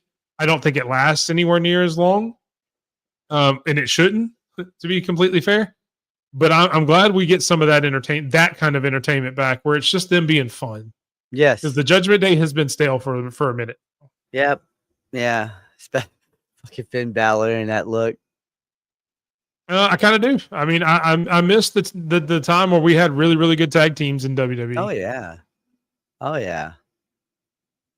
I mean, there were a ton of them. Yeah, there was a lot of good tag team wrestlers back then. Now we're just stuck for. And you have glimpses. We just mentioned FTR, who's a good throwback tag team. Love that. I mean, you've got I mean, DIY is really good. I wouldn't call them the Rockers. Those Street Profits, they're up there. I mean, you've got really good tag teams. Actually, in all companies. TC on Friday texted me, and he goes something about they're not using the Street Profits the right way on SmackDown, right? And I was like, dude, you got to watch this match then tonight. The Street Profits, who are they facing on Friday for the tag titles? Fraxium. I was like, you got to watch this. And, I told TC straight up, like, this is going to put them on the map because Fraxium will go and they won't stop. So this is going to show that, I was looking at FTR when he said that, show the Profits that, hey, they're not just for flash and put a title on and make them look good. These guys can really go, and he texted me back and he's like, all right, you were right. These guys, they got it. that's really the only thing I would have put up from SmackDown. Obviously, the Wyatt Six have returned. Yeah. Came out, interfered in the final match again. Another interference in what was a really great match. Although I guess we don't mind that one because it's the Wyatt Six coming out with the birthday cake for Bray and all that. But yeah, I mean, it's just it's night and day with the tag team divisions on Monday Night Raw and SmackDown. Which, I mean, I guess it is what it is. Anything else from Raw that you want to talk about? No. You mentioned Sheamus and Rusev. That should be a really good feud. I think that's a perfect feud for him to go into. He's comfortable with Sheamus. They're best friends in real life, so they'll be very comfortable in the ring together. I think it'll be a good feud for him to really get in now that he's dispatched of Alpha Academy. Thank God. Thank God. The Wyatt Six return was nice, and we'll see what they do. You're right. We'll have to see where it goes. Moving on to probably the most surprising episode of NXT all year. Yeah. And then there's that beautiful Murder Penguin up there above the NXT with his beautiful belt. Boo. Boo. Not one, but two shocking title changes. You start the night off with Ricky Saints losing the title to All Ego Ethan Page in a very weird match. But ultimately a very hard-hitting match. What did you think of the match, and was that the right decision to take the belt off Saints? Well, I mean, yes. My wife finally watched NXT with me 2 weeks ago, okay? Mm-hmm. And Ricky, I think it was 2 weeks, but Ricky came out and he did his little thing, and I was like, all right, look, I get the whole revolution. I get that you're doing the whole little flashy thing, but I don't believe anything that he says. You know, I just can't. I don't feel it. You know, you get in the ring and you're doing the tightrope and everything. That's cool and all, but again, I don't believe what you're doing. You know, it's just you show me Javon Evans versus Ricky Saints. I would still pick Javon Evans over Ricky Saints. You know, and Ego can elevate people better than Ricky can. And I understand I'm about to take some heat from people, but I mean, you're not wrong. But like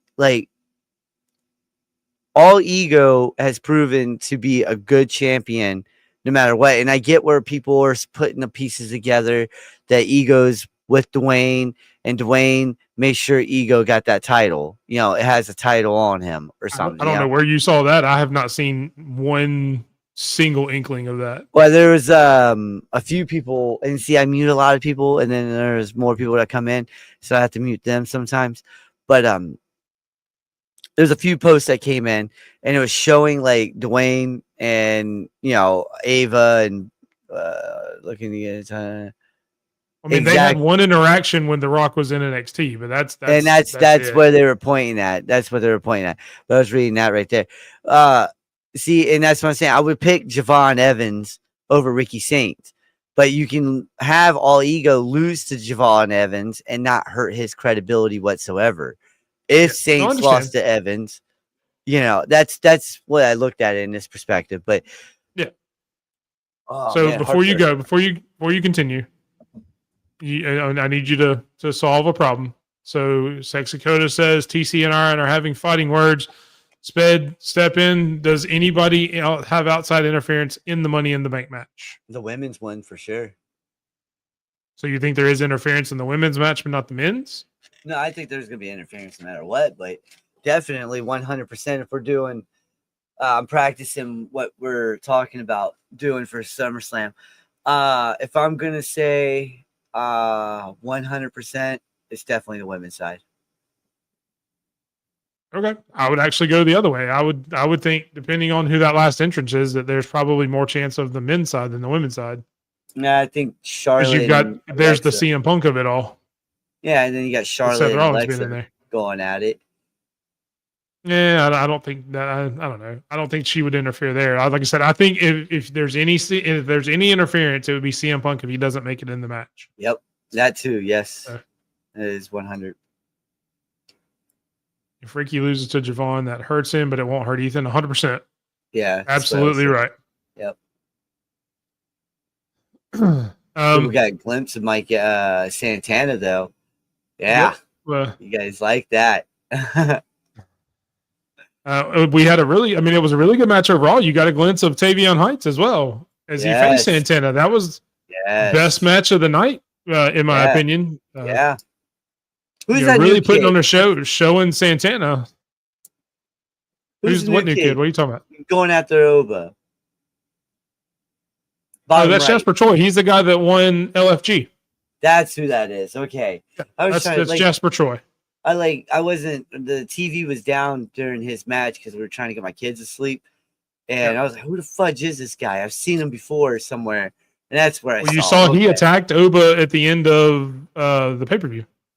Yeah, I know, but I know that, but I'm saying, like, I'm watching this match and I'm like, man, I've seen this dude on TV before, but where? Yeah, and like LFG, got it. Yeah, he's the season 1 LFG winner. Yeah.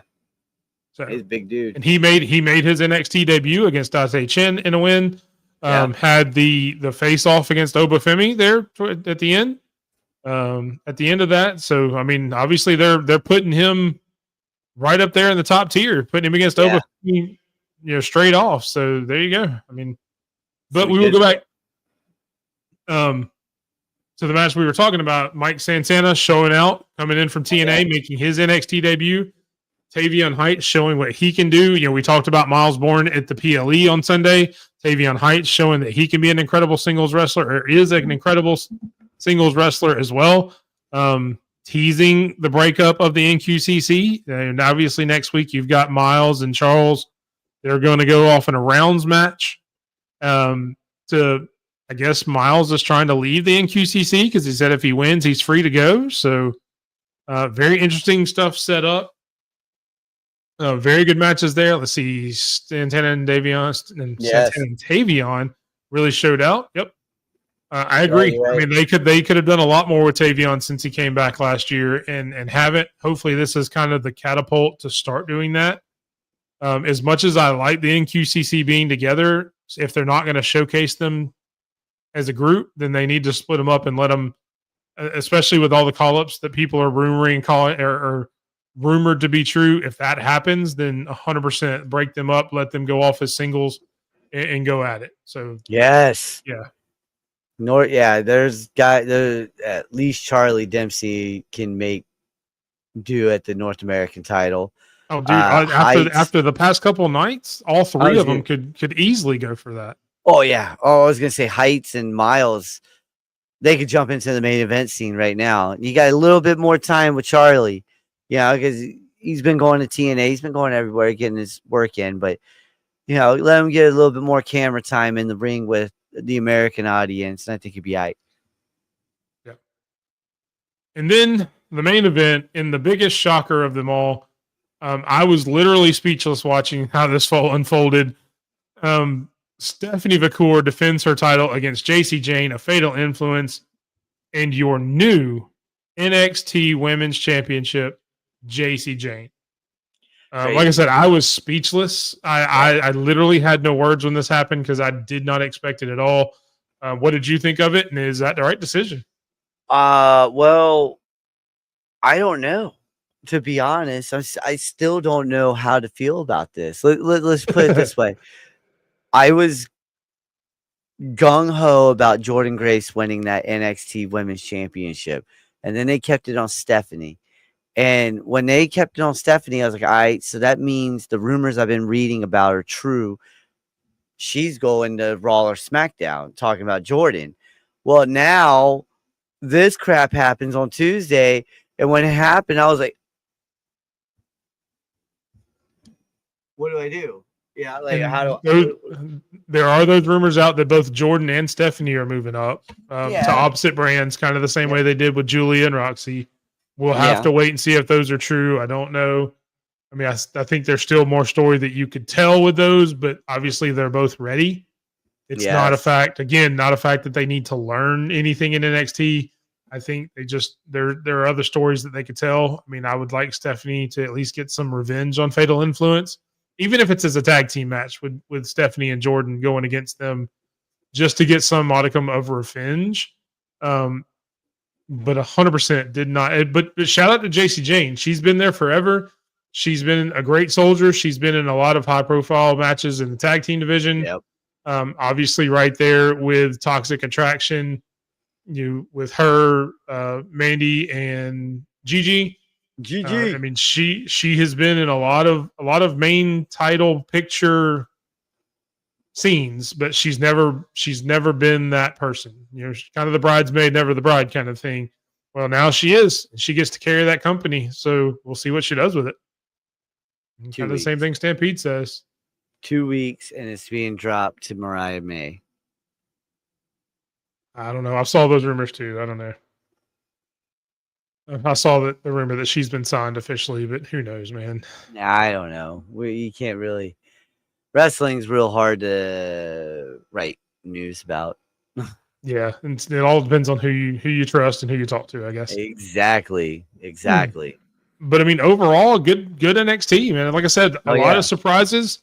We got some announcements. Obviously, after All Ego Ethan Page won that North American title, Javon Evans did come out and call him out. You get a NXT North American title match 4-way between All Ego Ethan Page, Javon Evans, Laredo Kid, and Ray Phoenix, of all people. Yeah. I mean, holy crap, that is going to be a banger of a match. It's going to be a banger, but when I first saw Ray Phoenix and I did it again, I was like, what the hell? But then I get it. Yeah, because I was like, but yeah, no, it's August. And I figured it was Stampede, but there had been the rumors, and so, I mean, that's why I called it a rumor, because I didn't think it was true either. But there it is.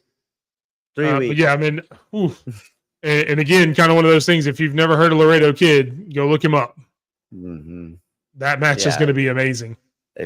Which really and truly just makes Ethan Page out of place in that match, because you've got Ray Phoenix, Laredo Kid, and Javon Evans, who are going to fly all over the place, and then you're just going to have Ethan Page kind of going, what do I do? Which one of you do I want to punch in the face? Yeah, exactly. As you're flying by my head. So which one can I Samoa Joe walk away from?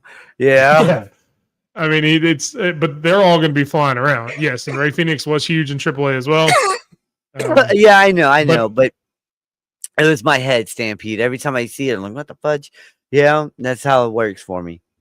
But this is one of the cooler matches because it actually involves all 4 companies, companies, all 4 brands. You've got Javon Evans in NXT, All Ego Ethan Page in NXT. Laredo Kid not only represents AAA, but also represents TNA to an extent, because he has been in TNA a good bit. Like you said, Ray Phoenix not only represents the main roster WWE, but he also kind of represents AAA as well. Yeah. So this one, it probably, of all the matches that have been announced, this one probably embodies the Worlds Collide theme more than any match I know there's only been like three, maybe 4 matches, but still, this one really signifies that Worlds Collide PLE, which is, again, he said it a little easier than I said it. I tried to make it long-winded, but exactly. That was it for NXT. Anything else you got? No.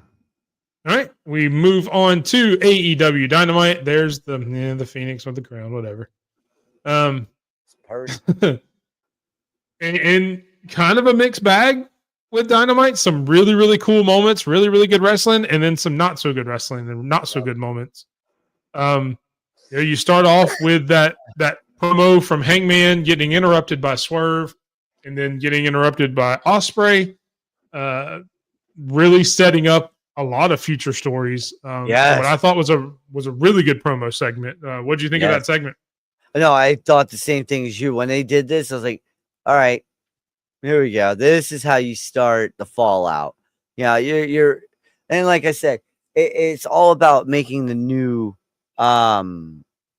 stories that are coming up. And you're right. There's so many branches that could come off of this promo right here. So it was a great way to start it. Great way to start your Fallout of double or nothing. But all in all, I thought this was a B- show. I'm just gonna throw that out there now. I didn't think it was as meh as everybody thought, but I didn't think it was fan-freaking-tastic like the high that we just came off of Sunday. So, but this was one of those shows that it definitely set up for the future. especially with creepy Crawley right in front of us, staring at our face right now. Yeah, yeah, definitely. Yeah, I mean, I agree. The show overall was really good. The match between Kyle Fletcher and Adam Cole had some cringe moments in it. Obviously, yes, and everybody's seen the replays there. Yeah, and I mean, it is what it is. Alexander and Brody had a really great match. Great match. That was the women's tag team, right? That was the number 1 contenders match, right? Oh yeah. Okay, sorry. Okay, it was for the contender. When you said just the title, I was like, wait, what? No, yeah, it was for a number 1 contender. Yeah, it was for a number 1 contendership. Nice. All right. Well, damn. You had the women's tag team match which was rough. No matter who. I mean, I've heard a lot of people blaming Megan Bayne on that. I personally don't think that was all her fault, which I know a lot of people do. I don't think it was. Some of those spots are just, and I've heard some of them were even planned, which I don't know how true that is. But I mean, I won't go into too much because I don't want to bag on it. But I mean, I'll just leave it at that. I don't think a lot of that was Megan Bayne's fault. I know all that happened, but you know what? Wasn't a great match overall. Let's just put it that way. So there was definitely some ups and downs. The promo work and the storytelling in this, I thought for an AEW show, which was weird, was better than the wrestling itself a lot of times. Yeah, that was weird on that. But did we get that was a small sample of the Anarchy stuff, right? The 3-on-3 match. Kind of. I mean, technically only a couple of people were in the Anarchy in the arena. Yeah. Because Speedball wasn't technically in the match, although he made an appearance, and then some of the other guys were not really in the match, but kind of made an appearance. Just all around though, set it up and let's see how things go. And AEW, like I said, it's on that northern climb. And real quick before we go on to the next thing of the headlines, listen, Glitch. No, there's still other stuff I'm talking on this. Okay, so, real quick though, Glitch. You see, we've been doing this for 2 hours, man. Come on, sponsor us so we can get use some more energy. Little pick me up, you know what I'm saying? Yeah. Do it. I could definitely use some energy. Exactly. But the highlight of the nights, not necessarily the tag team, but the women of AEW. Jamie Hayter comes out to talk about her losing to Mercedes Moné in the Owen Cup. Then all of a sudden, the lights go out, and she's here finally. The debut of the Toxic Spider Tekla. And holy crap. Yeah. Oh my God. Talking about making an impact on your debut. Yeah. She does the weird behind the back thing that she does. That we have picture there. What was more impressive to me is how quickly she transitioned out of it. Yeah. Because we've seen the backwards thing from a few people, Bray Wyatt obviously being the most prominent. But the speed in which she comes out of that, holy shit. Yeah, it was creepy, man. And yeah, I mean, I've seen some of her matches over in Japan, and she can definitely go. And thank you. That impact there was holy crap. Oh yeah, no. Listen, lots of women. Yeah. Oh yeah. Yes.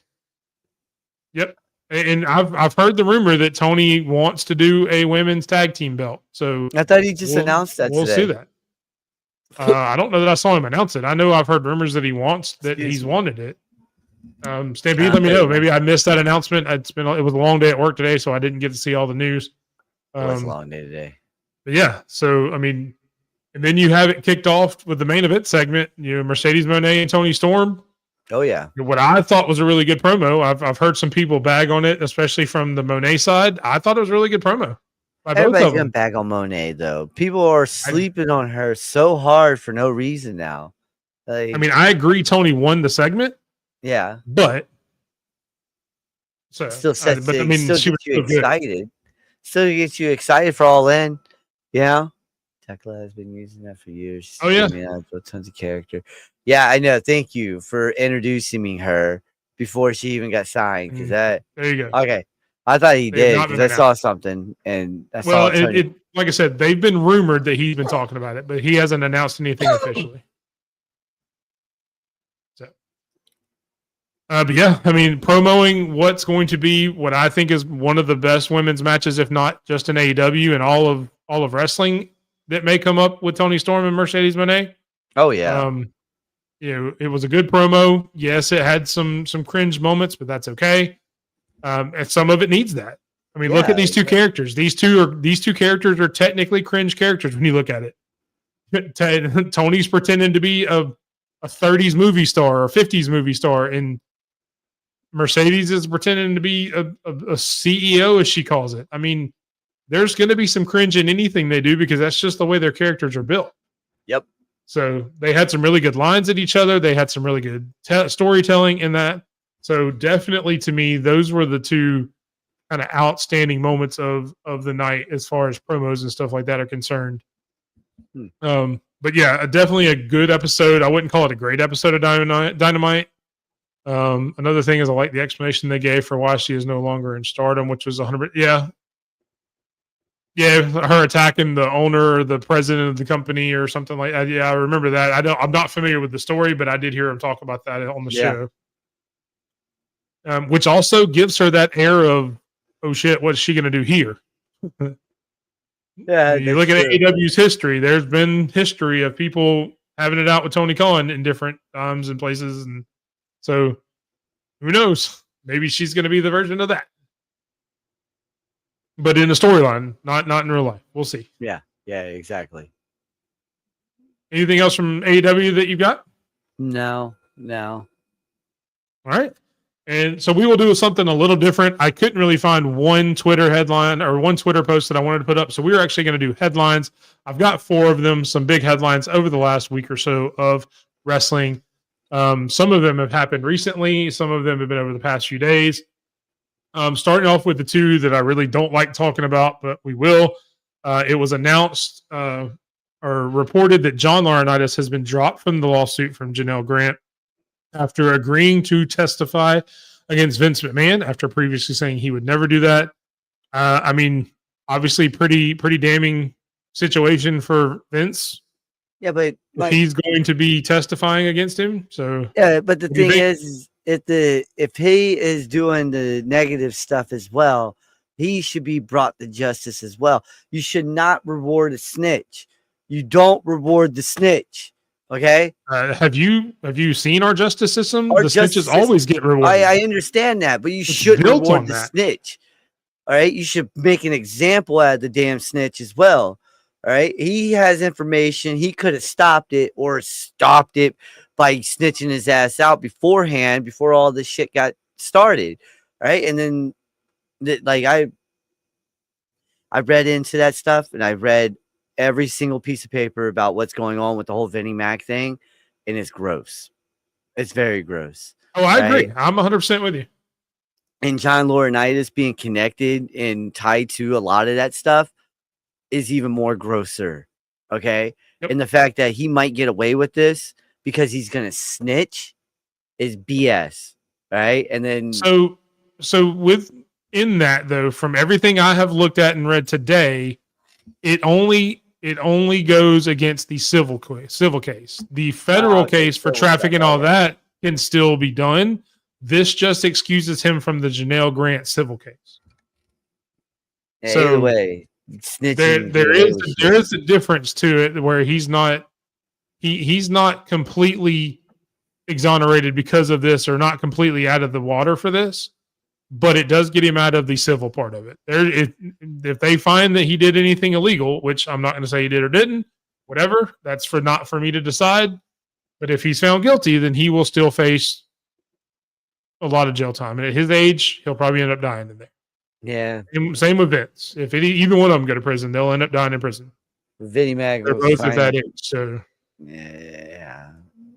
Which leads into our second headline. Oddly enough, kind of on the opposite end, Vince McMahon has been shown to have interest in buying WWE back, which is crazy that those 2 stories have come out within days of each other.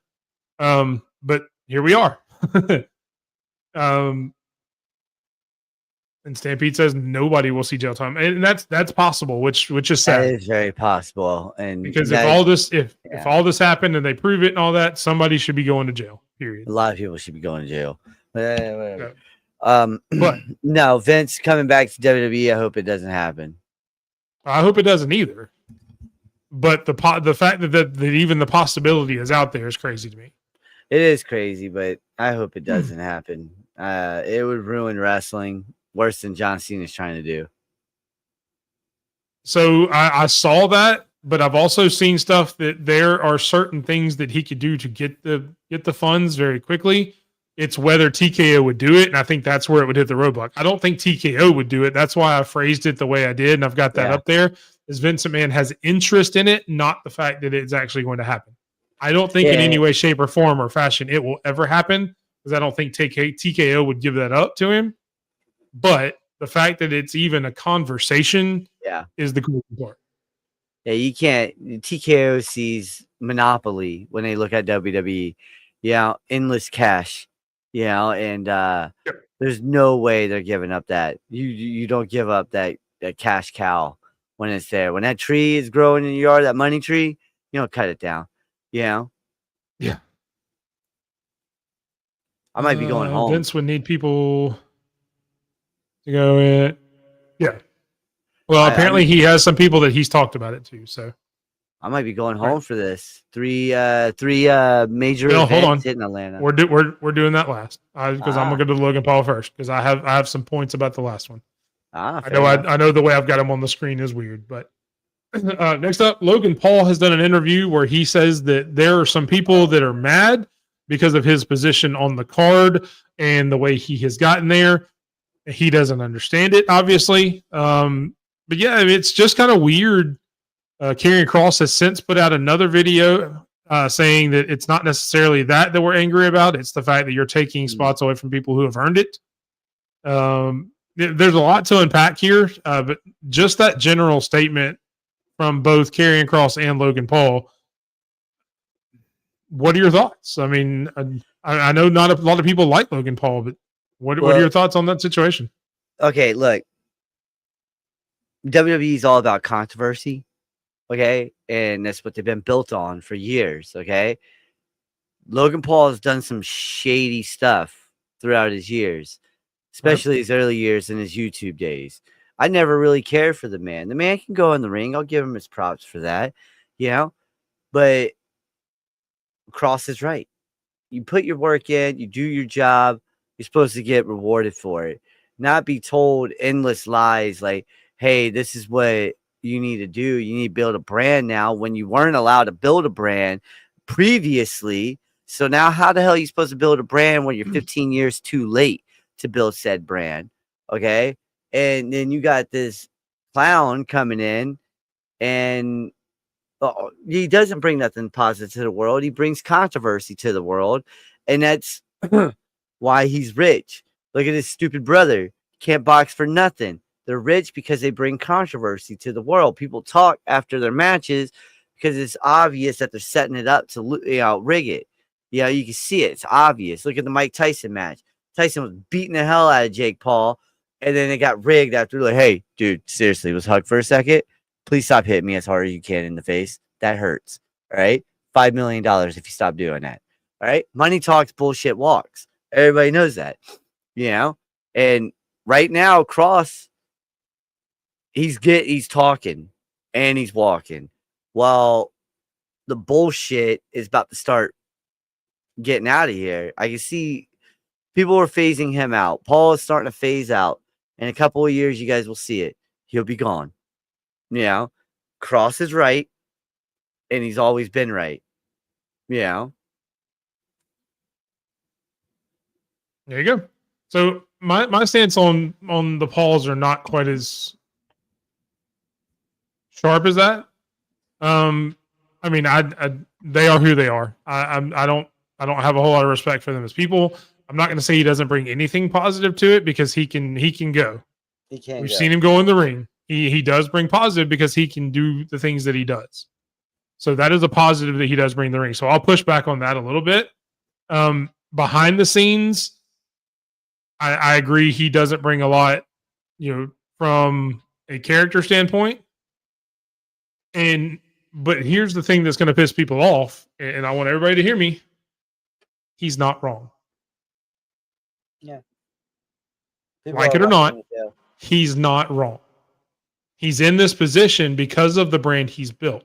Where I disagree with what he says is when he is making fun of people. I don't know if he's doing it in character.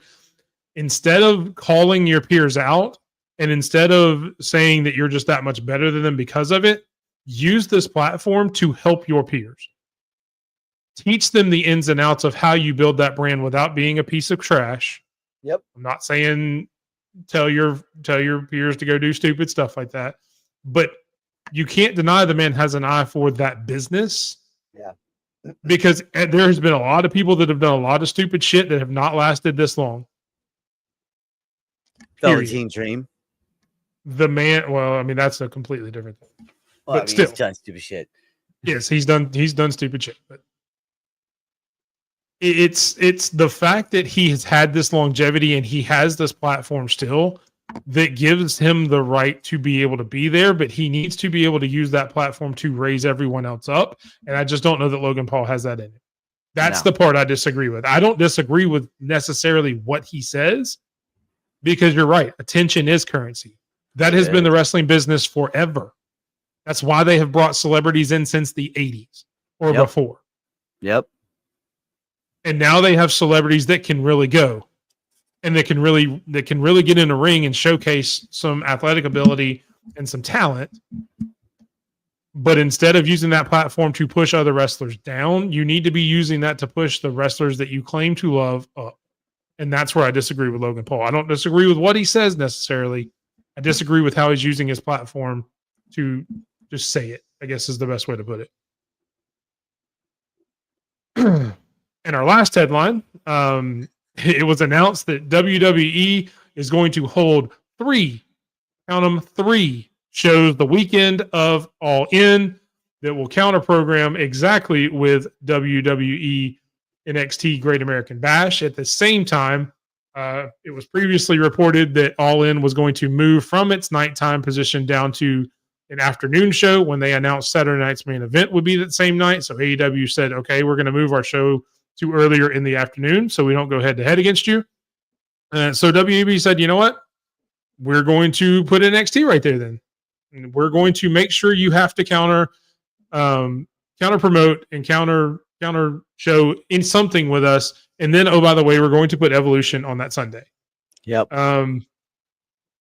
What are your thoughts on the move? Do you agree with it? What do you think? And obviously you said you may be going home for the show, so you may be there. Yeah. What are your thoughts about it? Well, honestly, I don't know about the Great American Bash now, because I've been to that Center Stage Theater. Did not like it. Sure. Right? I've been there before. I didn't like that place. But yeah, no, it's smart and a business move, and that's why I was hesitating. It's smart for a business move, okay, on their part. They're trying to suffocate the competition, okay. It's like let's put this in the animal kingdom world. A croc comes into an alligator's hood. What's going to happen? They're going to fight for territory, and that's what's happening now. AEW is looked at as the biggest competition to WWE since WCW. Okay, WWE's been top dog for a hot minute, and like I said, AEW's been on that upward trend for a hot minute now. All right, I don't think this hurts AEW whatsoever. I think actually this puts more people in to wanting to go watch All In. Because think about it in this perspective. That look, a lot of people in Atlanta know what that theater is like, and it's not that great. It's not. And then you got Saturday. We just went through a bullcrap Saturday night main event, so you're already kicking yourself in the nards in that one. NXT puts on a great show, but again, was this pay-per-view Double or Nothing better than what NXT Battleground was? Yes, it was. For what it's worth, NXT did not beat AEW in this PLE pay-per-view head-to-head in this sense. And I don't think they beat them again. Look, NXT is great, but they're losing so many people. Julia, gone. Roxy, gone. Stephanie and freaking Jordan Grace, potentially gone. All right. Ricky Saints, potentially gone. You know, so you're losing. That's why you're losing all these people.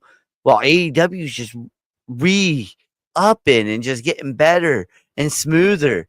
And the stories are getting great. And, you know, but that's the thing, though, TC. NXT has been beaten in ratings wise, beating AEW. But when it comes down to match base wise, I think AEW is better than NXT, except on the women's. The women, well, now that they're all scattering everywhere, was the best in NXT. But now I probably will go to AEW. Okay, so and this is the reason I put this up here, because I had to get this off my chest, because I've heard people talk about this for days and it's irritated me on a lot of reasons. Is it petty for WWE to put these shows on the same weekend as AEW? 100%. You're damn right it is. Does it show that that WWE is scared or something like that of AEW? No, it doesn't. It doesn't show that you're scared. You're right. Because you're going head to head with them. That's the last thing you do if you're scared of somebody. You don't go head to head with them. You don't go head to head. You're right. You avoid them at all costs. And from a business standpoint, I agree. If you want to compete, you compete. You go head to head. I'm surprised it wasn't, hey, we're going to put together a different pay-per-view and put it there, a different PLE and put it there. They're still competing with NXT essentially. We're just going to put Money in the Bank right here. But there again, I've also heard a lot of people saying, well, this just makes WWE look like a bully. They're just picking on, and I'm tired of that BS. Because you can't out of both sides, you can't out of one side of your mouth talk about AEW's number 2. AEW is on WWE's tails. AEW is a better product than WWE. And they get mad when the number 1 company that you're saying you're nipping at their heels turns around and takes a shot back. Exactly. That's very little brother behavior. That's the little brother behind the big brother going, hey. And when the big brother gets tired and turns around and smacks you, now you're gonna claim you're the victim. Man, I'm tired of that bit. Yep. If you want to play with the big boys, play with the big boys and just take it. Is it petty? 100%. Is it smart? I think so. You're going to lose the wrestling part of it because that's going to happen either way. Whether they're on the same weekend or they're not, because AEW is going to put on the better wrestling show. You're right. You just have to worry about putting on the better entertainment show and pleasing the people that you please anyway. Yep. I've said this since this show started. AEW and WWE are not the same product. Nope. They're just not. But if you want to compete and go head to head, then go head to head. If you want to say you're number 2 to them, then go head to head with them. Yep. See what you can do. And that's the only way you can do it. You're right. But don't sit here and say, well, AEW or WWE is scared of AEW. Well, they're scared now. They're going to counter program. No, if I was scared, I wouldn't come anywhere near you. Yep. So, I mean, and I agree with the point, Stampede, that the All In is going to beat both of those PLEs. Probably also, I think Evolution may have a chance for nostalgia wise to be able to have the same entertainment. It won't have the same wrestling. Don't put that in there because it's not going to have the same wrestling. But they're going to get more viewers. One, because they're free. If I've got to choose between watching NXT Great American Bash or watching All In, and I wasn't already invested in All In the way I talked about earlier, and I am going to watch All In live, I would watch NXT right there. Yep. Because that's going to have to be the decision a lot of casual fans have to make. And a lot of casual fans are going to go, pay $50, $75 for this, watch this for free. Okay. So, yeah, I mean, and I appreciate the soapbox and and I'll jump off of it now. But I mean, that's just, it gets under my skin. And then they announce, and this is a little bit different. They announced they're doing a show the weekend before AEW at the 2300 Arena. before they start their residency, and everybody's like, "Oh, no, look at what you did now." It's the week before, guys. Wait, they're coming in at 23. Son of a bitch. We got to go to Philly. AEW's having a residency in the 2300 building later this year. Yeah, I know. I got to go to Philly. I know where that's at. WWE announced they're putting a show the week before the residency starts. And people are like, "Oh, this is just petty too." And I'm like, "That's not petty. That's just booking a show, guys. That's just booking a show. It's the week before." Yeah. I mean, you're going to be there for how many weeks straight? So you're telling me you can't handle somebody being there the week before you? Come on now. You're the number 2 promotion in the world. Act like it. Exactly. Yeah. No. Oh man. Now that you told me AEW's got a home in 2300, I'm going to. I think they're doing 7 shows. Yeah, I'm about to be in Philly a lot. Yeah, I'm about to be in Philly because I know they're going to DC, and I've been talking to my boy. I'm talking to Will, my boy Will, on Twitter right now, and meeting his ass over in DC to go to watch AEW here in December. Gotcha. But because I'm right there in the middle. I can go to New York, Philly, Pittsburgh, DC, Baltimore. I'm right there in the middle. Hershey, drive 11 hours. But that is our headline segment. Let us know in the comments if you enjoyed the headline segment. We are still going to have Twitter post of the week, but we can always add in headlines on a weekly basis if this is something you enjoyed us going over. And I know we touched on some stuff that we don't normally touch on because I think this is the first time we've actually talked about the Janelle Grant stuff because I have purposely, that's the word I'm trying to find, stayed away from it. So, I mean, I don't like touching on that stuff no matter who it's from, but it was too big of a headline not to at least talk about. But that brings us to our final actual segment of the show, which we will hit a couple comments before we do it. No, you're fine, man. I completely agree. It's anything we can do to get some juices flowing, man. I don't like going on soapbox tangents a lot because I don't feel like I have the platform for it, but every now and then you got to. No, I do not hate Philly, TC. I actually love it out there. It's not a bad place. I just won't wear my jersey. No wrestling promotion hates wrestling more than WWE. Yeah. But you don't hear a single WWE person complain about the 37 shows that other companies run during WrestleMania week. There's at least 30 wrestling shows during the week of WrestleMania in the same city, around town, and nobody complains about it.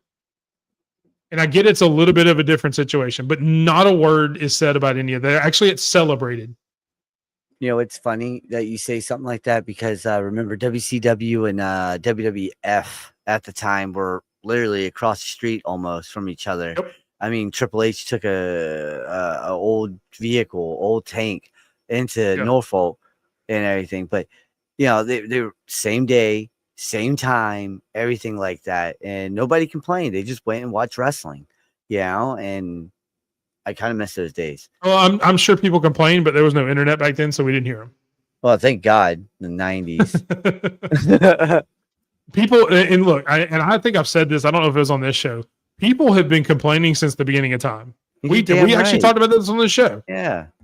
You know, when the first guy went and picked an apple instead of a banana, everybody else said, "Why you hate banana?" Yeah, exactly. It's happened, but now that there's an internet to see it, but yeah. Why you greed? We'll agree to disagree on that one, Stampede. We agree on a lot of stuff.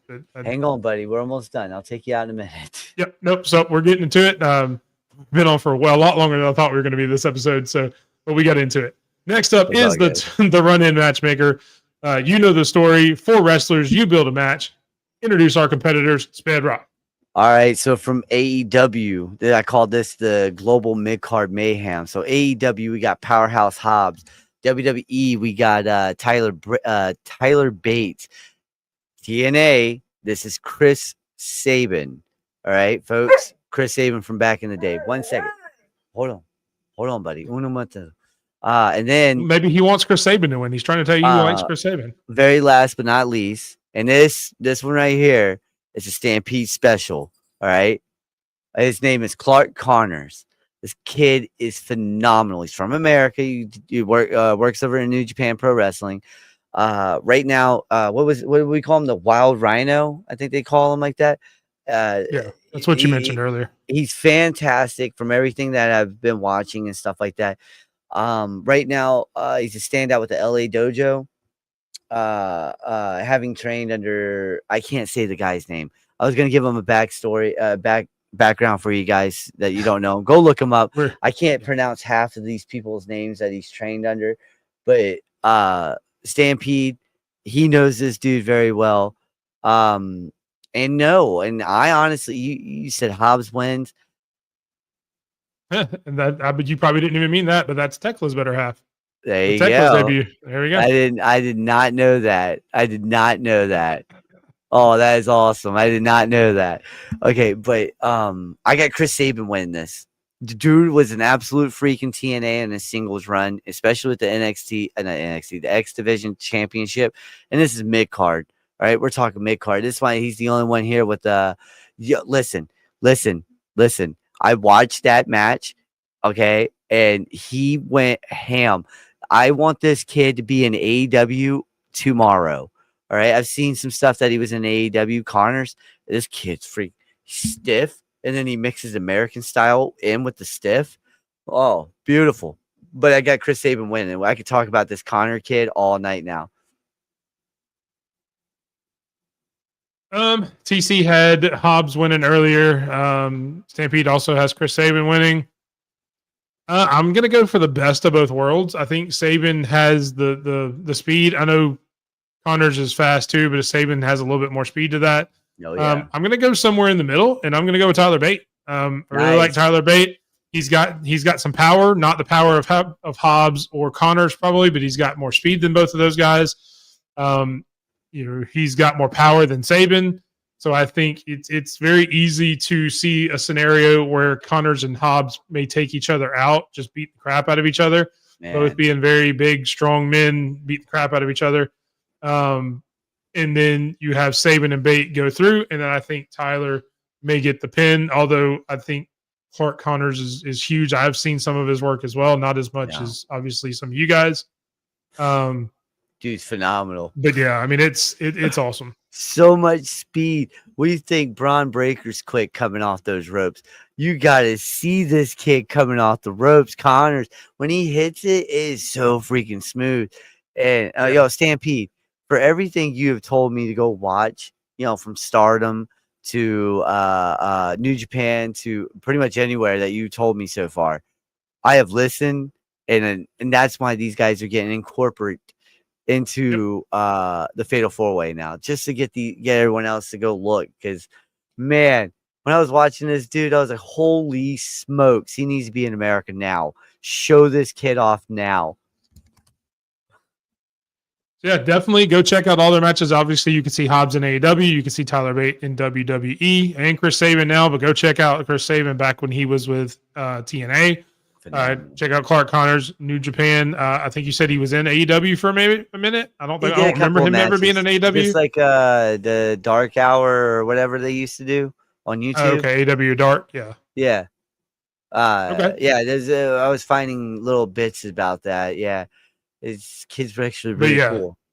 Yeah, I mean, great wrestler, great hard hitting. I mean, he's going to be great. Oh yeah, love it. I'm going to go start checking out some more of his stuff because obviously I haven't seen a ton of it. I've seen some, but he's definitely somebody that I am going to go check out, and I implore you to as well. New Japan Pro Wrestling. I mean, a lot of great wrestlers over there that we don't get to talk about a whole lot. Yeah. There you go. Last wrestled Swerve Strickland. Yeah. In AEW. And he looked good doing it. Yeah, I mean, go look up that match because everybody loves Swerve Strickland right now, including myself. So I'm sure that was a banger match then. But that is our final segment of the night, which brings us to, I guess, which is really the final segment, the final word, which is where I say goodnight and I hand it over to my brother here. So thank you guys, everybody in the comments, TC, Stampede, Isaiah, Randy. We appreciate everybody jumping in. All the ladies earlier that I know had to leave, Carol and Lady Alpha. Herb and Raj jumping in. Thank you, everybody, for jumping in and saying hello. Make sure to go follow us at _BigMike27 on all socials or the Run-In Wrestling Pod on YouTube. Make sure to go check out Sped because I know he's going to forget to say it when he gets passionate about his last word. Go check him out on Twitch, SP3DROCK. Follow him on X. Please go give him a subscribe. We are building our Twitch audience as well as our YouTube audience. We're up to 184 on YouTube and growing every day. So thank you all for your support. We wouldn't be here without you guys. We love it.